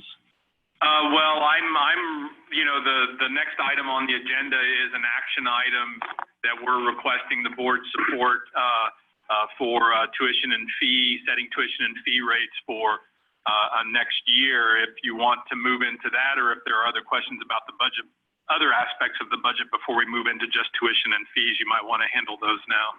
Yeah, I will. So are there questions for Zach on what was just presented? While I'm waiting for the queue to line up, Zach, back on page 9, it's my understanding, I just want to confirm, my understanding is that there would be no involuntary separations in the box on the left, but there would be involuntary separations in the box on the right. Do I understand that correctly? The goal is to have no involuntary separations for the budget proposal. Potentially, there's a potential reality that could happen. Under which scenario? Either of them or both of them or only one? So I would say that in the College Council administration proposal, the goal is to not have involuntary layoffs, but there's a potential. On budget scenario 1, the likelihood of involuntary layoff increases significantly. Okay, that's what I wanted to understand. Okay, Angela, I have you up. Thank you. Thank you for the presentation. I'm also on page 9, looking at the expenditures lever. How likely do you think it is that the college would be able to hit those targets in either one of these scenarios?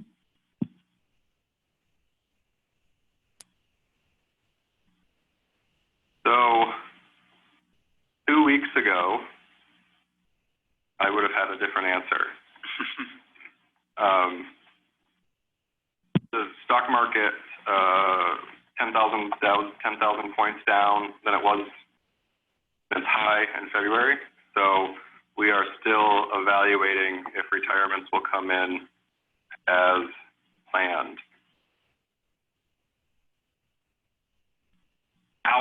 This is Paul. The projections that we put forward, were in a different context as we worked on these over the past couple months. I think I agree with Zach. I think our goal with any scenario is to mitigate the need for involuntary separations. I think we built the first proposal, the College Council proposal and the administrative proposal, not the scenario, on the assumption that based upon traditional turnover rates in staff that we could realize most of the reductions that we needed through attrition, and then just not or selectively rehiring very critically. And to add to that, when we were working through this, kind of our annual replacement dollar value is about $1.2 million. So at that time, the College Council administration proposal gave us some room there that if we were replacing about $1.2 million a year, $910,000, we had about a $300,000 gap. So we were comfortable with that. We're nervous at this point we're seeing we're not seeing a lot of movement in people submitting retirement notices. Okay, I have Rosie, then Lisa. Thank you. Historically, the college council recommendation has been characterized as a consensus proposal, meaning all four constituent groups have participated in development of it. So that would include students. I know the president has done some outreach to students about tuition. What can you tell me about students' reaction to this proposed tuition increase? Well, specifically so let me just be more general. We had student participation throughout the budget development subcommittee. We had 2 students that attended nearly every meeting. We had student participation in college council when this came through college council. Students supported this budget in both scenarios. We did have a couple different opportunities to interact with students to try to gauge sentiment around tuition increases, and we saw very little resistance to proposed tuition increases that were linked to inflation. In fact, the students that participated in the forums that we had, although I'll admittedly it was poorly attended, showed support for tuition increases that were reasonable. Okay, I've got Lisa next.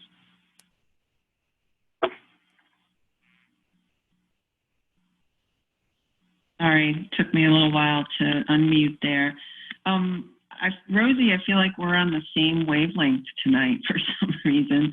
I think that was also part of my question. I was at the meeting that Paul spoke about with the 2 students, and there was one student in particular who was shared a very powerful story about how she would have been negatively impacted by not having the services that she sees as so critical at the college, and that was why she was supportive of this.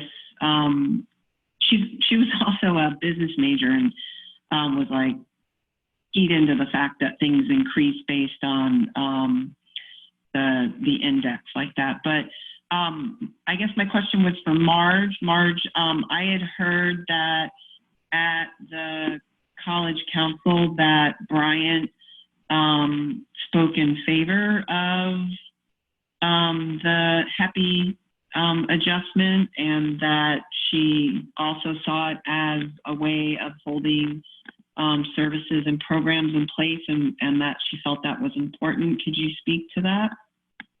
Yeah, that's very telling, Lisa, because even at the pizza with the president, there was a lot of students there, and we really wanted to know from students, what do you value more, having all your services, or should we be lowering tuition? And without a doubt, the consistent message that Bryant talked about at student government the college meeting was that this college is so important to these students. The services are so important. They are more than willing to have, not that they want to, but they're certainly willing to pay any inflationary increases so that the services do not go away. They really appreciate having things like tutoring and counseling and advising tremendously, and Bryant spoke very eloquently about that.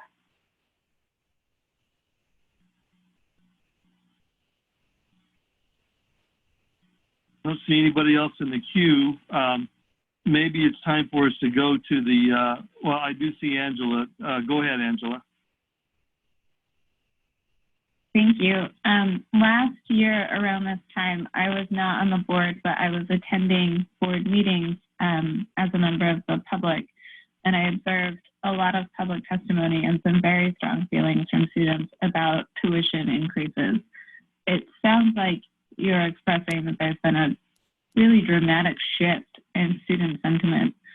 Do you understand how that has come about? Can you help us understand what changed? I think part of it is that you know, the thing about community college student governments in particular is that the turnover is very drastic year to year, and the participation and carryover of students year to year is very different. I think, quite frankly, last year you saw a student government that got easily caught up in a lot of the displays and things that were going on campus regarding trying to settle contracts and things like that. So I think that there was that it was all part of a larger movement on campus around fees and how the college is going to support different constituents. This particular student body government seems to be, I mean, it's just different in terms of their philosophy about willingness or the ability of students to be able to pay tuition and keep up with inflation and to provide for the services that are there. And they understand, I think, the difficult place that the college is in trying to balance revenue versus expenses to balance budget.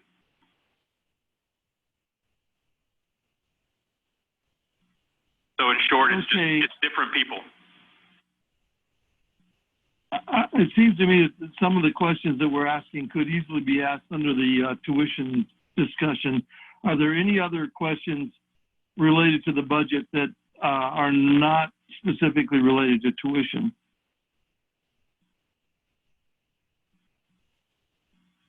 Okay, I'm going to move us to the tuition conversation then. Okay, that's me. Thanks, Mike. So as Zach has alluded to, we're going to be coming to you to ask the board for action on setting tuition and fee rates for fiscal year 2021. In particular, we have three items that we would like action on the board from. One of them is that we recommend that the board approve setting tuition rates that apply the HEPI 2.5% increase, the inflationary index increase across all tuition categories. In addition to that, we're asking that as part of this tuition package that the board set the non-resident online tuition rate to be the same as the resident tuition rate to be able to allow us to be more competitive in an online market out of state. That's one item we would like on tuition. On fees, we're asking for a restructure, the board to approve a restructure of the online fee, moving away from a per course fee to a per credit fee. And that is more in line from an equitable standpoint to allow for the sort of cost of the course to vary based upon the number of credits it is. We know that courses that have higher credits take more bandwidth and support from our online instructional support division. So we think it's more appropriate that we move to a per credit model. So we're asking the board to approve an online course fee of $10 per credit with a cap at $50 for all online and hybrid courses. And lastly, understanding and increasing awareness of the need to have a technology infrastructure that is available to support the needs in the 21st century. Here, we're asking for a $2 increase in the technology fee to $11 per credit for the technology fee, and that's an increase of $2 up from $9 per credit currently. And I'm happy to answer any questions that you might have about any of these items. So I've got Lisa, then Angela. Before we start the queue, my preference is that we take these one at a time.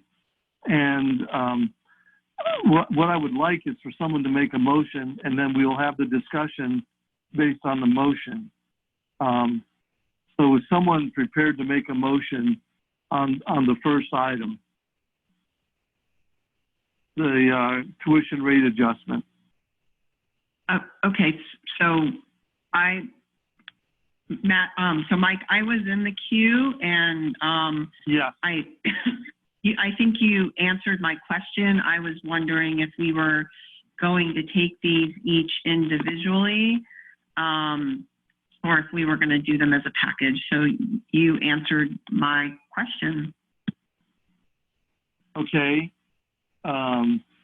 I see Angela. Are you there to make a motion, Angela, or did you have another question or comment? I'm not prepared to make a motion.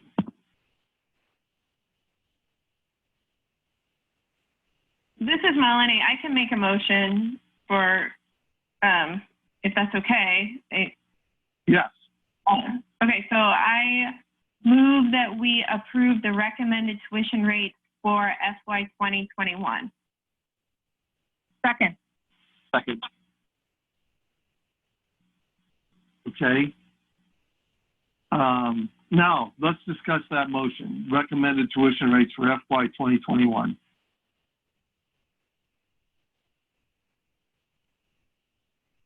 So this is Angela. I'm in the queue, but my comment question was about number 2. So if you can take me out of the queue, next person up. Okay. All right, I've got Lisa, then Melanie. So I'm assuming the recommended is in the administration proposal, the HEPI 2.5% adjustment. Is that correct? Yes, that is correct. What? Okay. Yes. Melanie? Yeah, so I do support the recommendation. My one question is, I'm just trying to be mindful of the forum that we're in right now and how it,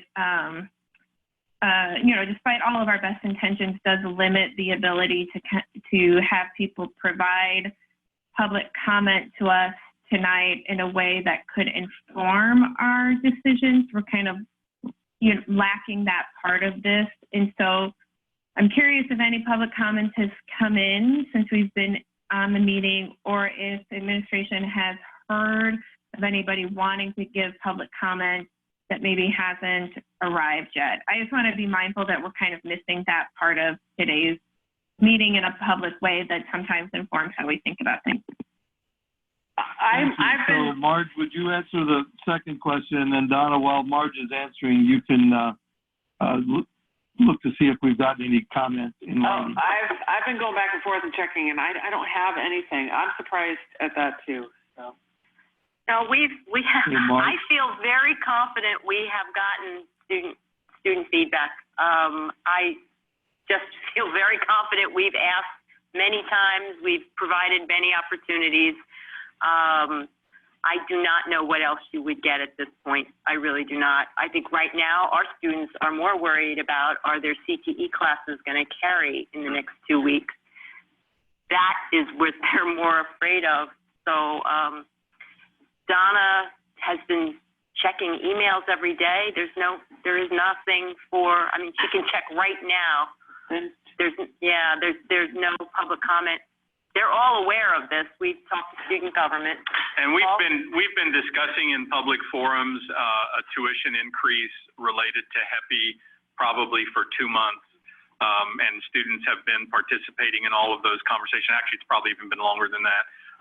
So I think that there's been plenty of opportunity and awareness that this was something that was being considered, and then increasingly an awareness that this was something that was going to ultimately be recommended to the board.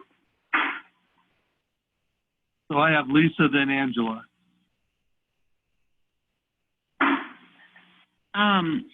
So I would like to speak in favor of the motion.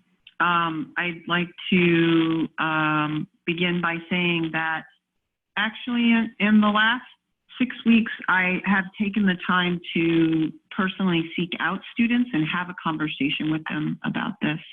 I attended the input session that Paul conducted and had an opportunity to speak at length with the students who were there who supported this. I have spoken with students in the CML program. I actually canvassed them when I was at an event where they were working, and they were excited to talk with me about it. They supported this. They're really concerned more about cuts being made to the program. I've had the opportunity to talk to students in the Black Student Union as well as NASA, and they also saw this as very reasonable. I think that the second reason that I would support this, and that I'm speaking in favor of it, is that I think it's reasonable. We're hearing across the state that there is much more significant and dramatic increases happening. I think we're being very conservative. I think students support the conservative approach that we're taking. And looking down the road, when we know we are heading into some potentially likely, maybe, yeah, let's say likely, dire economic forecasts, I don't want to see us in the situation down the road where we haven't been, kind of fiscally moderately taken an approach as we go along, which is this is a moderate approach that is currently being supported. To that, if we don't do that moderate, fiscally responsible approach now, when we get to it the next go around, which right now we're budgeting for the second year of the biennium. When we get to it next time, we'll be budgeting at the beginning of a biennium where there will likely be cuts. And so I think that there will be much more significant impact at that time. So I think this is very fiscally responsible. So I'm speaking in favor of the motion. Angela, you're next.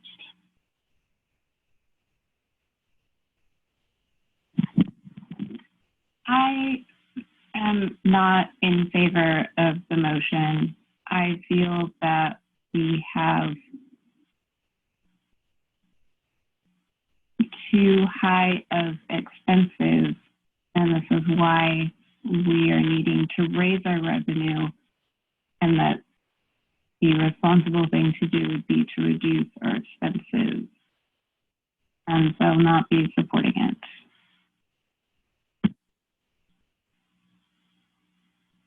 Okay, I have no one else in the queue right now. This is your opportunity to jump in if you want to make a comment.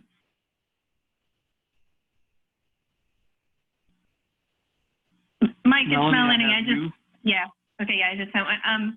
So I said it briefly before, but I really do support this. I think there's a lot of hard balancing that has to go into these discussions. I really appreciate the amount of work that the Budget Development Subcommittee put into it and bringing it to the administration. I think the administration did a tremendous job on it. I think there's a whole bunch of bad options, and this is the best possible one I think that could have been brought to us. So I appreciate all of that work.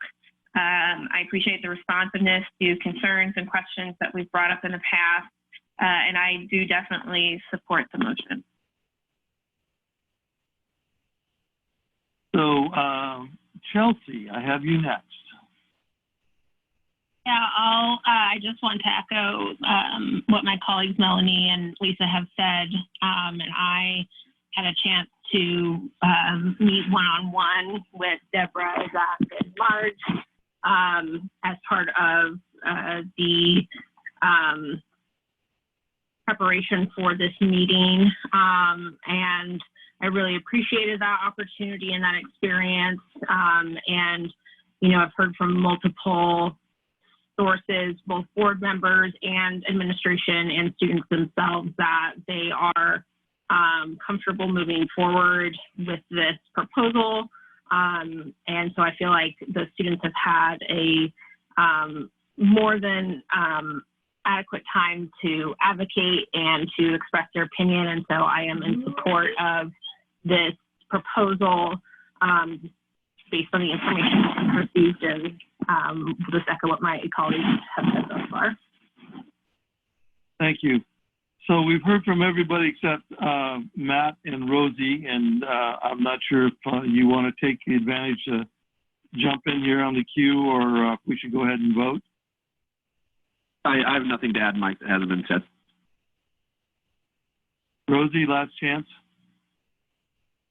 Nothing to add. Okay. So I'm going to take from that it's time for a vote. The motion is to recommend the tuition rates for FY 2021, approve the recommended tuition rates for FY 2021. Donna, go ahead and call the roll for the vote.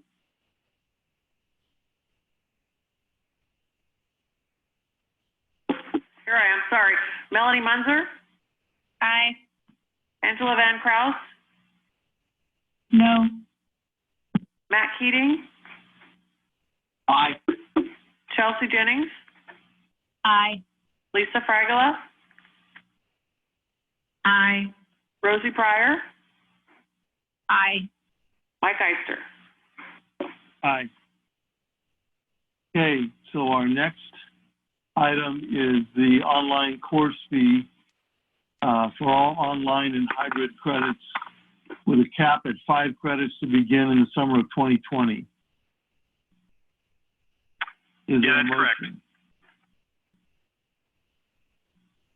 Thank you for your vote on the tuition. So the next fee proposal is for online. As I mentioned before, our current structure has a per course fee of $25 per course. We are proposing that to make that a little bit more of an equitable fee, that we move to a per credit fee. We're proposing and would like your support of a $10 per credit fee to a $50 max at 5 credits. Most of our courses are in the 4 credit range, so would fall within that particular range. And this increase would allow us to provide better support not only for building and moving courses that currently aren't in an online environment to an online environment, but it would allow us to be able to invest more in professional development with faculty and staff to have them working and teaching in best practices in this arena. Okay, so Angela, I can't tell if you were in the queue. I definitely have Lisa in the queue, but you might have been there before her.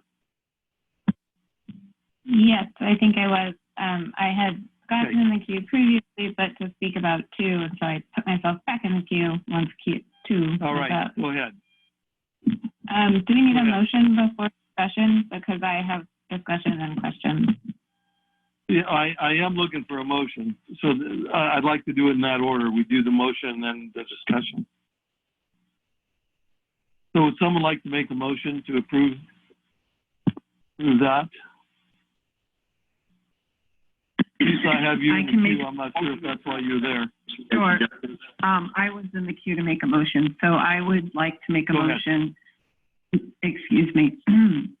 I'd like to make a motion to approve the recommended fee adjustment. Okay, so that language is online course fee of $10 for all online and hybrid credits with a cap at 5 credits to begin in the summer of 2020. Is that your motion? That is my motion. Thank you. Is there a second?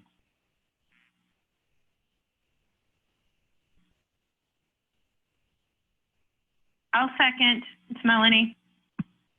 Okay, motion made by Lisa, seconded by Melanie. Now it's time for discussion. Angela, I think you're up. Super duper. Thank you. So I have a few questions. 2 are related. The first one is about the current situation where we're moving a lot of things to remote courses.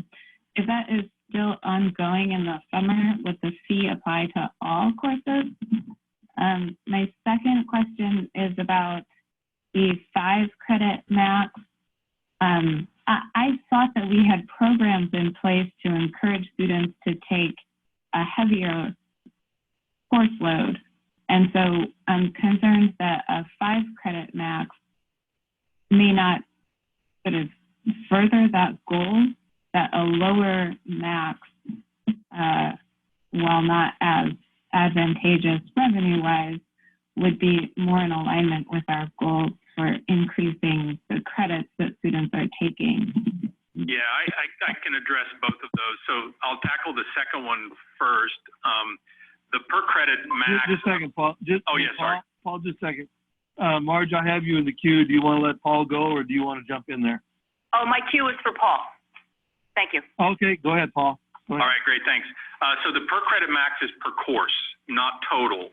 So a person could have, if a person took 2 5 credit courses, they would have 10 credits total that they would pay the online fee for. So it's a per course fee that's assessed. And the reason that we capped it at 5 was because we don't have a lot of 5 credit online courses, but we do have a few that are online or hybrid that are more credits than this, and we didn't want and they tend to be in some of our career technical education areas, and we didn't want them to be disproportionately impacted by having too high of a fee for online environment in that area. So that is a per course fee. The first question had to do with moving courses to online and how does this impact people. So I'll give you just currently, we're only charging online fees to courses that are identified in the schedule as an online fee, so students know what they're signing up for when they sign, or as an online course, so students know what they're signing up for when they sign up for. We will not assess an online fee to any course that was originally published when a student signed up for it as some modality other than online. We would not assess that fee. It was only for courses that were exclusively built and planned to be offered online. And that will continue into the summer for courses that might get displaced in the summer.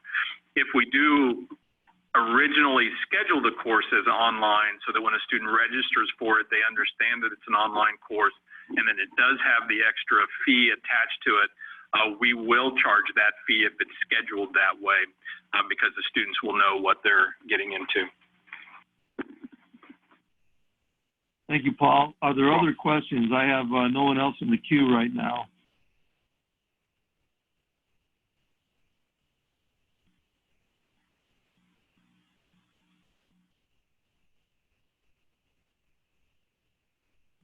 Okay, I'm seeing nothing in the queue. So the motion on the floor is to approve an online course fee of $10 for all online and hybrid credits, with a cap at 5 credits to begin the summer of 2020. And I see Angela has jumped in the queue. Jumping in, thank you. So when I'm looking back at the previous presentation, Zach's presentation, I see the technology fee, this sort of thing. I'm trying to figure out how much revenue is this on my, and now there's a cat running through my office. Sorry for the noise. How much revenue is this fee expected to generate? I see it looks like it's rolled up with the tech fee and the online fee restructure in page 9. What are the value of each one? With our current enrollment, the tech fee brings in a little less than $2 million right now.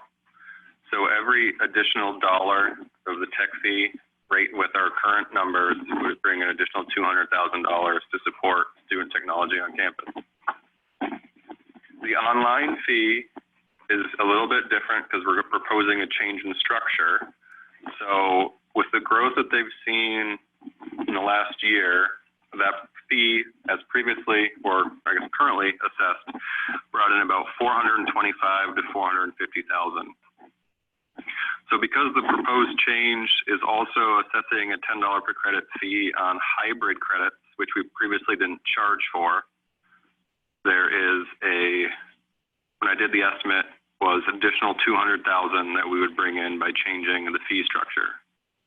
But we would use that for expanded services for nights and weekends for online students, as well as some embedded online tutoring and increasing our OER efforts. So the need is there to expand our services to our online students. Hey, are there, I'm getting some background noise like someone's scratching something, so we could try to eliminate that. Is there any other folks wanting to get in the queue?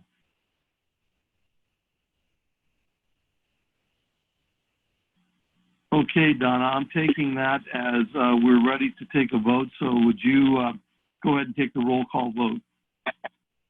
Sure. Melanie Munzer? Aye. Angela Van Kraus? Aye. Matt Keating? Aye. Chelsea Jennings? Aye. Lisa Fragola?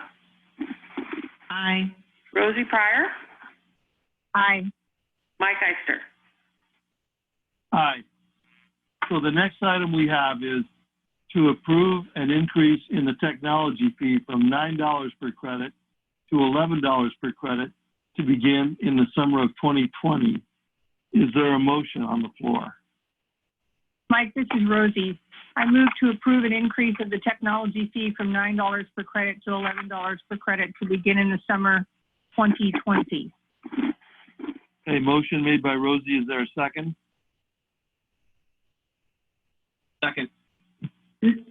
Seconded by Matt. Motion made by Rosie, seconded by Matt. I'll line up the queue right now. Anybody that wants to make comment, ask questions.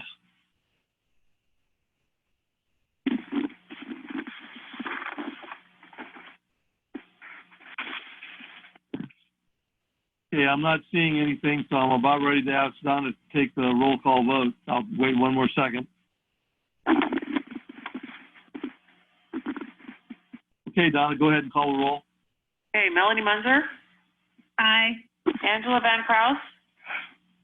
Aye. Matt Keating? Aye. Chelsea Jennings? Aye. Lisa Fragola? Aye. Rosie Pryor? Aye. Mike Eister? Aye. Thank you all. Okay, board, we've had a good meeting. We've tackled some hard things and got through things fairly efficiently. There are other reports. Does anybody have any comments to make about the other reports? And keep in mind that we have item 7B to create agenda items for the April meeting. So before 7B, are there any other comments or questions that board members have on the information reports or accountability reports?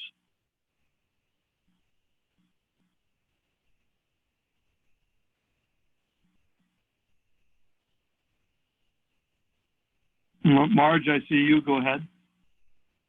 So just as you were finishing up, Brett handed me a notice that Governor Brown announced her new executive order, and it's really, this one's specifically addressing higher education.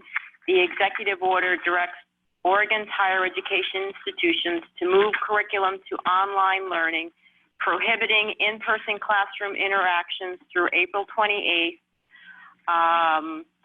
with some extra language. It also says that this executive order limits on-campus operations to critical functions, and it gave examples such as dining, dormitories, and we are directed to employ social distancing. So I think that's what we've been waiting for, and tomorrow we'll probably discuss at our next meeting. We're already there with the online learning, but limiting all campus operations to only critical. We've done that too. Yeah. That's consistent. We're 95% there anyway. And the press release was sent out. The full copy of the executive order has not yet been made available to the public. So we're still waiting to get all of the details, but we have the general info from the press release. Okay, I have Melanie, then Rosie. So I had a question. The enrollment report, was the right document attached to that one? Because it was also attached to 5D for the GED program. And so I didn't know if there was a separate enrollment report. And then I did have a question about the GED program too.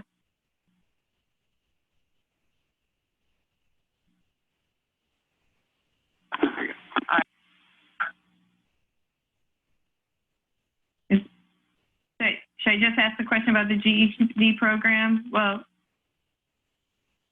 Yeah, why don't you go ahead and do that? Go ahead. okay. The wrong report. So I'm not really clear on the intent of this report. There were a few things in there I didn't quite understand. It seemed like they were asking for an additional position. I wasn't clear if that position was going to be in the budget proposal. I was unclear if it was coming from Paul and from the unit, and they have language in here around kind of top of page 3 where it's talking about lane students that are being underserved, or potential lane students, I should say, that are being underserved. And I was very unclear on what they were proposing. So I was really unclear about the intent of this report and kind of what we were hoping, what I should have taken away from it. Okay, I'm going to let Donna talk, but basically it was entered incorrectly. Oh, no, the GED, the enrollment report, enrollment- you're absolutely right, Melanie. The enrollment report, I don't know how it got labeled as the enrollment report because that is the same as the GED report. So what I will do, I can't change it in the meeting, but after the meeting, I'll send you the current spring enrollment report. Well, we'll send it out to everybody. Yeah, It's the wrong report, so I'm sorry, it just got put in there by mistake. Yeah, I don't know. But the question about this is Paul. You owe me. I can address your question about the report that was in here. So the reason I think that it's a little bit out of context is that we were originally planning to have someone here to present this to you and to provide context around some of the information that is in here. It was not a joint report that was written by myself and the unit. It came from the unit itself. It has some information in it with regard to some of the information that came out of their program review and things like that. But for the most part, I think it was just really to kind of showcase the work that they do with the GED program. To tell you the truth, they were picked up on a news clip. We were very excited. We were going to have it we thought it was a regular meeting. We were going to have them first say some nice things, show the news clip. And then when we knew they weren't coming, we asked them, can they write something up? So this all kind of happened fast. So we apologize for that. Okay, I've got Rosie, then Lisa, and then I had Melanie again, but I'm not sure if you need that, Melanie. So let's go with Rosie. No, I don't. I'm good. Okay. So you want me to go? Jump in, Rosie. My question was about the report on academic program review. First of all, I very much appreciated the report. I'm hearing a lot of background shuffling, so I'm not sure. I appreciated the report. I did have one question. In the report somewhere, it says that among the things that have come out of academic program review have been recommendations for changes and in some cases eliminations of programs. And I don't need an answer tonight, but I would like to know specifically if anything has ever been recommended for discontinuance or elimination as a part of program review. Don't need an answer tonight, but I'm curious to know if this substantive evaluation actually takes a hard look at enrollment, prospects for employment, and so forth, so that if there aren't things that are moving successfully, that we're truly getting recommendations that could help guide us in a time of painfully limited resources. So thanks. So I'll give this, Paul, I'll give just a brief kind of synopsis of that. It is not a process that is used to identify prioritization of programs for resource allocation. It's not that kind of a process. It is a process that's carried out by faculty that are program specific to improve their programs. Now, there have been recommendations that have been made through the APR process that have resulted not in eliminations of programs, but in reductions of programs, in particular as they fine-tune some of the curriculum, realizing that maybe it doesn't need to be as broad as it is, so it gets kind of honed in a little bit more specifically. I know that there was an example in a drafting program review where there was a recommendation to reduce the program in size, but not eliminate the program. And that was a couple years ago, I believe. Thank you, Paul. I've got Lisa, and then nobody after Lisa right now. So my question has to do with B in the accountability reports, financial planning and budgeting. What preparations are we making for the budget committee to meet digitally if that becomes necessary? I'll respond to that. That is one of the key topics that we're getting advice from Karen Smith, the OCCA attorney. She's very much aware it needs to be interactive, and she's looking into it right now. She has not gotten back to us. Hopefully, maybe tomorrow. Thank you.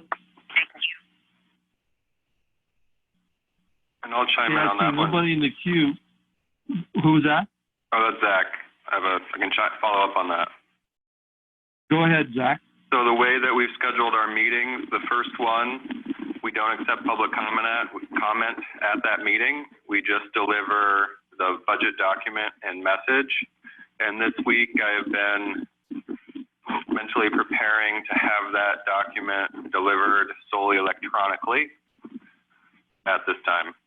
So, and then we'll have to develop how to facilitate public comment for 2 weeks after that. And then we should have it all Can figured out. Can I respond to that comment, Go ahead, Lisa. Mike? Yes. So go ahead, Lisa. thank you. I actually will find it very difficult to only deal with the budget in a digital format. I need to be able to write on it. I need to be able to highlight things on it. I need to be able to annotate things. And so are we not going to receive any printed copies? So at this time, if campus is in a limited resource state, I don't know how I would print those on campus. So we're still working through that process. So I don't know if printing and graphics at this time will have the staffing to print out those 40 documents during this. Okay, I see. It's a question of the response to the crisis. So it's not a direction you're going just because you want all of our documents to be digital. Thank you. Thanks for that clarification, Zach. So I'm assuming, and correct me if I'm wrong, Marge, worst comes to worst, we could get this printed somewhere else and delivered to board members. Is that accurate? So Mike, we can follow up with this conversation. Budget law is very specific that at the time that you publish the notice in the Register Guard that the document will be available, it's available to everyone at the same time. So if we were to mail it out prior, then we would be butting up against the ORS. Okay, well, I'm going to trust that you guys are going to do the best job you can with what you're dealing with. Thank you. Now that we hear the questions, we'll do a huddle on this and see what we can do. Thank you. All right. So I'm a little confused about who's next. Is it Melanie? Are you up? Were you intending to be in the queue? No, I am good. Okay, Rosie, I've got you in the queue. Thank you. On the subject of budget meetings and presenting the budget, and thank you for your early question, Lisa. I was curious about that myself, and I'm glad we have a good 2 months to sort all that out. My question is about the procedure for presenting the budget in that format. Historically, what I have experienced is I come to the first budget committee meeting and I have to sit there and listen to somebody read me what's written in the document. And I'm capable of reading that myself. Is there some requirement by law that has to be read like that?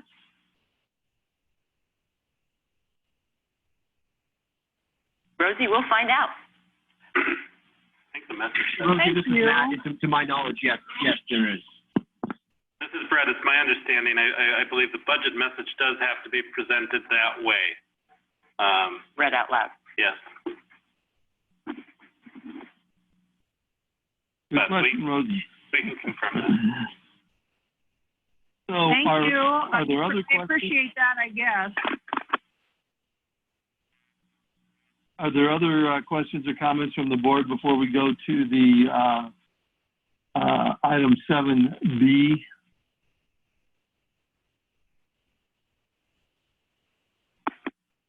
Okay, on item 7B is a proposed agenda for April, our April 15th meeting. Are there comments or does anybody on the board have anything that you'd like to say about that? Matt, I'm sorry, Mike, this is Rosie. May I speak? Yes, go right ahead.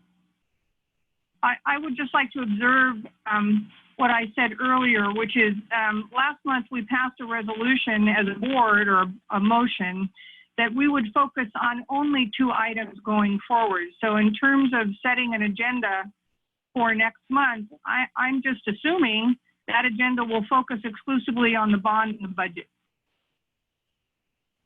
Well, I appreciate that comment, Rosie. I can tell you that when other items were placed on the agenda for this month, I pretty actively resisted adding them, but other people were pretty adamant that we needed to add them, even though we had that discussion as a board. And as it turns out, those discussions that we had this evening seemed like they were pretty important. So I'll leave it at that, and then go to I think Melanie's next, and then no, I guess Matt is next. No, I think I was next, actually. I'm sorry. Go ahead, Melanie. Go ahead. So my only comment is I agree with what Rosie just said about focusing on kind of the bond and the budget. Obviously, there will be some other things that come up. I think we probably need to add more time, though, on the emergency management piece, since, according to the newest executive order from the governor, we're still going to be in the heart of it with not even being back to campus yet at that point in time. And so I think that's probably going to be a big piece of it. So I would like to extend the timeout for that to make sure that we do have time to talk about it. I also want to be super mindful of the workload that is on the administration and faculty and everybody at this point in time.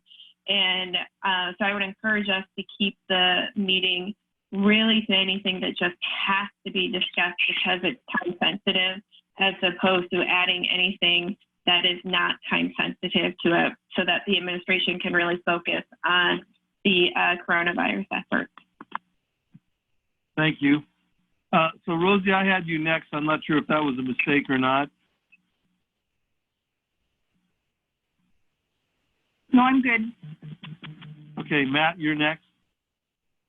Then March. Yeah, I wanted to recognize first of all that our senators Wyden and Merkley have put together a Families First Coronavirus Response Act, and I appreciate and applaud them for doing so. But I suspect that there's a great many things that our state lawmakers can do to support part-time workers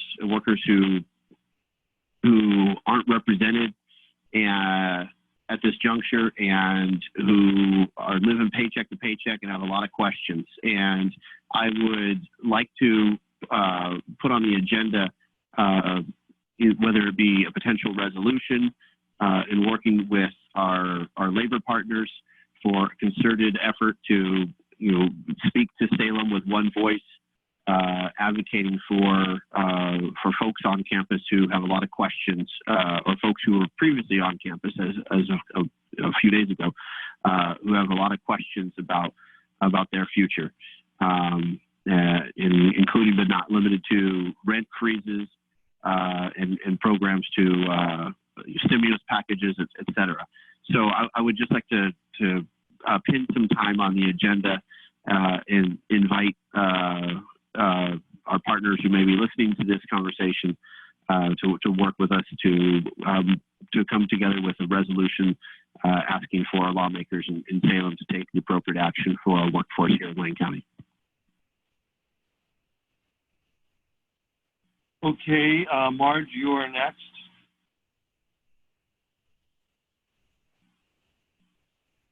I just want to remind the board that at this meeting, my notes say that you want us to bring back the facilities master plan. Is that that's a question? Or am I just sending you an email summarizing Jennifer's response? clarity from me, please. Do you just want an email from me with all the explanation, or do you want it as an agenda item?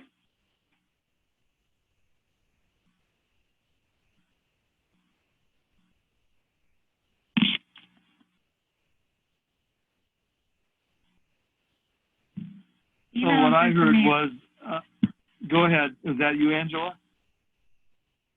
Rosie. Hearing silence, I piped up and said email is good for me. Okay, thank you. Second point is we could move Cottage Grove up into the consent agenda. I'm just basically going to be asking for your permission to move into negotiations to create a lease agreement with the county FQH over the FQHC. It's going to take us a while, but I'd like to start the negotiations with them.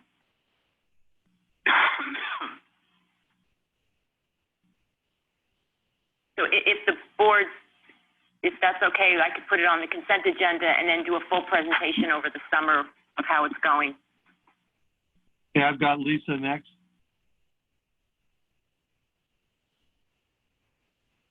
Sorry, I'm toggling back and forth between muting and everything else. So I had wanted to say that after I receive the email, I will likely have questions about the facilities master plan. However, I believe we passed that plan tonight. I would like the opportunity to potentially just meet, or not meet, but talk, ask some questions if that's okay. I mean, I know we've had that opportunity in the past to get clarity around things. And then I fully support putting the federal health facility on the consent agenda. That sounds like something that we need to approve, and I support it being there. My understanding of the idea that we would focus on the bond and the budget was that there would be time critical issues that would come up that we would need to take a look at. And so I support putting that on the consent agenda and would love to hear more about it at a time that we're able. Okay, so there's a little bit of a push-pull here. We've had a request to expand the amount of time for the emergency management discussion. I didn't keep track of it tonight, but I'm guessing we took at least 30 minutes for that conversation tonight, and I don't see it getting any more simple next time. And then the budget discussion, budget projection is we've got 10 minutes, and we absolutely need to take action on the student activity fee, is my understanding. Borrowing looks like it is an action item request. And then we've had a request from Matt to add an item to the agenda that isn't currently there. So what is the preference of the board? I've got Rosie, then Matt. Thank you. I'm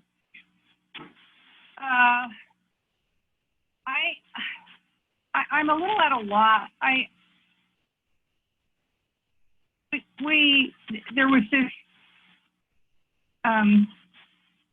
surge of sentiment 30 days ago that folks were not able to make time for LCC board and bond activities combined. And I gather that a lot of things have changed, including perhaps some of those personal schedules have shifted perhaps to create more opportunity in your life to devote to LCC, which I think is sort of a bittersweet good thing.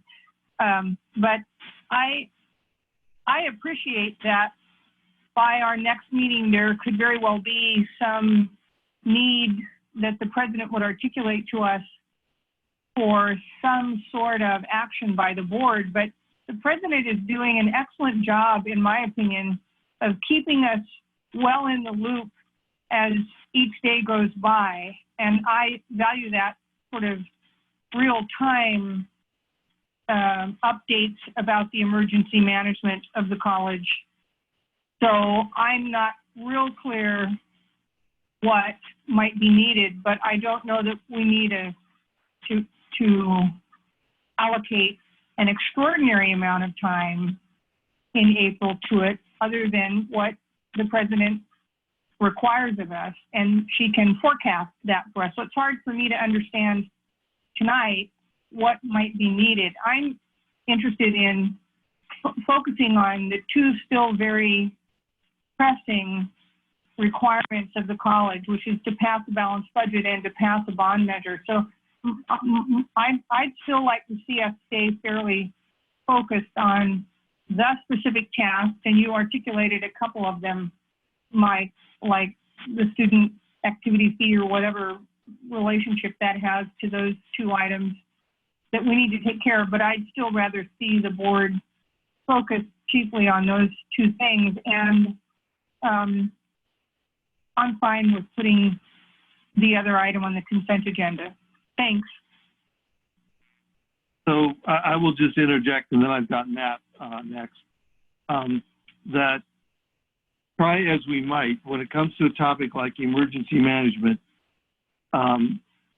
we don't seem to be able to have that conversation in any kind of an abbreviated way. So I'm not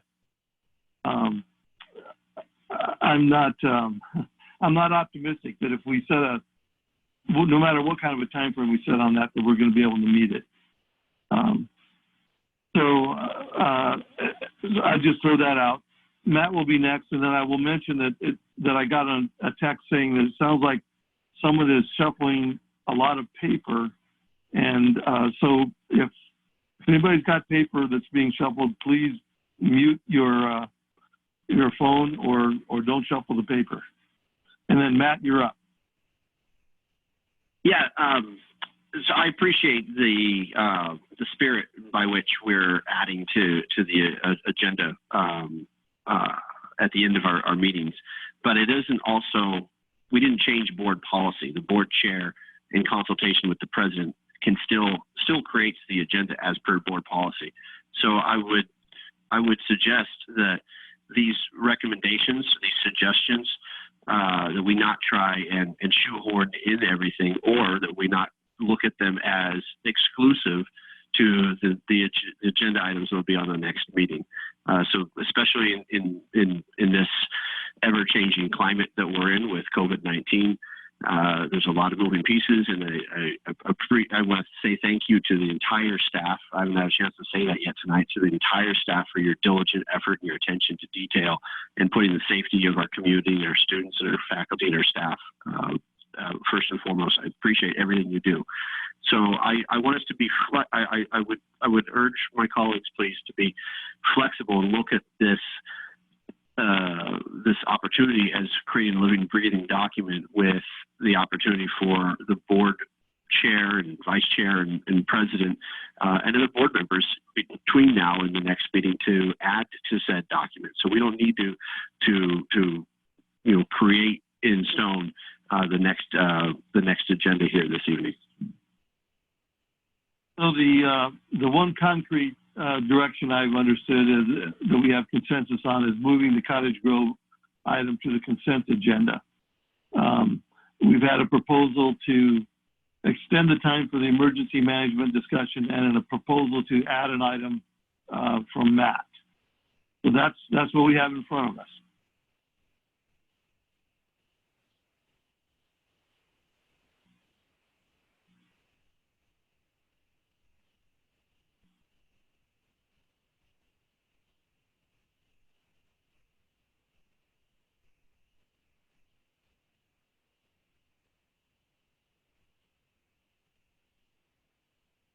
Are you all still Angela. there?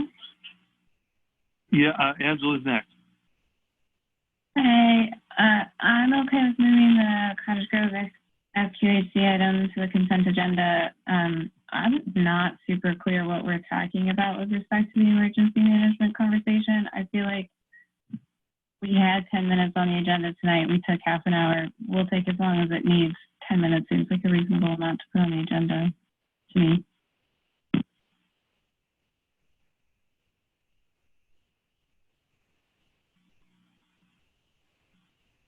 Okay, well, maybe that's as much direction as we're going to get tonight. I appreciate the input from everybody.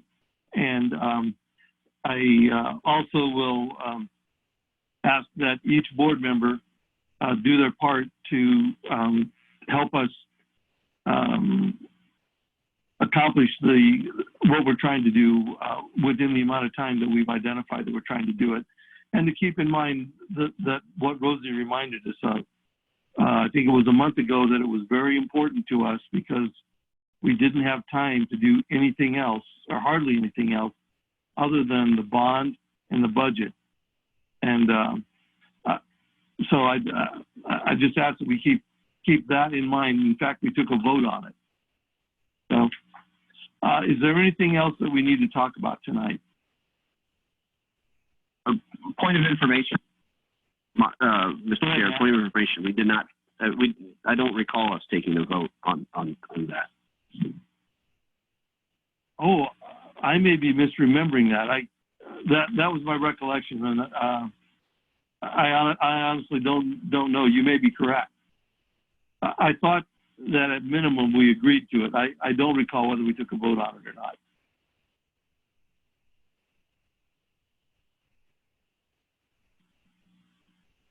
So is there anything else that we need to talk about tonight?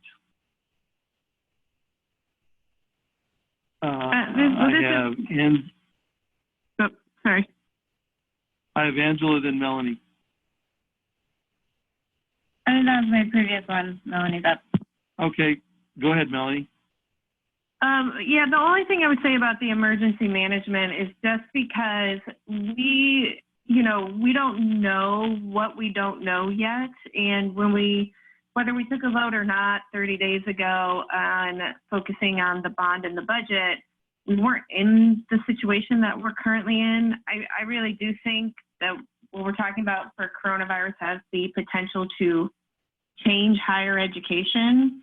And I think that as the administration learns more, keeping us informed, because if we do have to move rapidly to change our budget, if things come out of it, I think the more that we have time, not just to get the briefing, but to digest it as a group, I think is really helpful, because I think fundamentally it's going to change a lot for us going forward for many years to come. And I just don't think that we're going to do it in 10 minutes. And so when we're planning an agenda, I just like us to be realistic about how long we think we'll talk about it.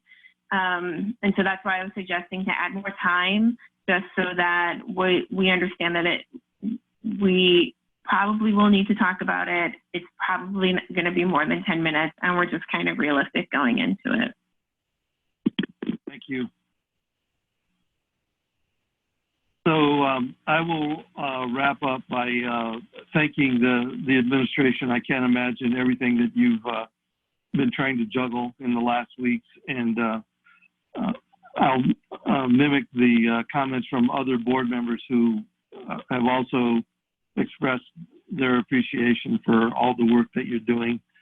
And I'd like to say thanks to the board. We tackled some hard stuff. We got our way through it, and I think everybody that had something to say got an opportunity to say it, and we did a good job of making some hard decisions. So thanks, and I'll take one last chance for anybody that wants to jump in the queue before I bring down the virtual gavel.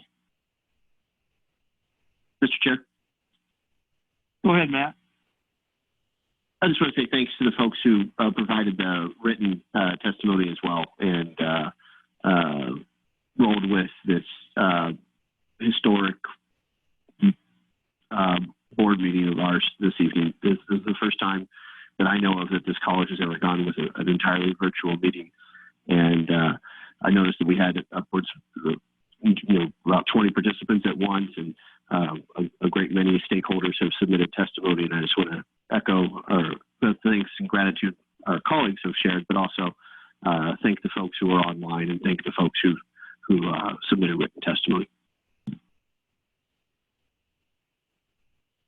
Thanks. Okay, it's 8:52. We might end this meeting before 9 o'clock. Okay, I'm going to declare us adjourned. Thank you, everybody. Have a good night and stay well.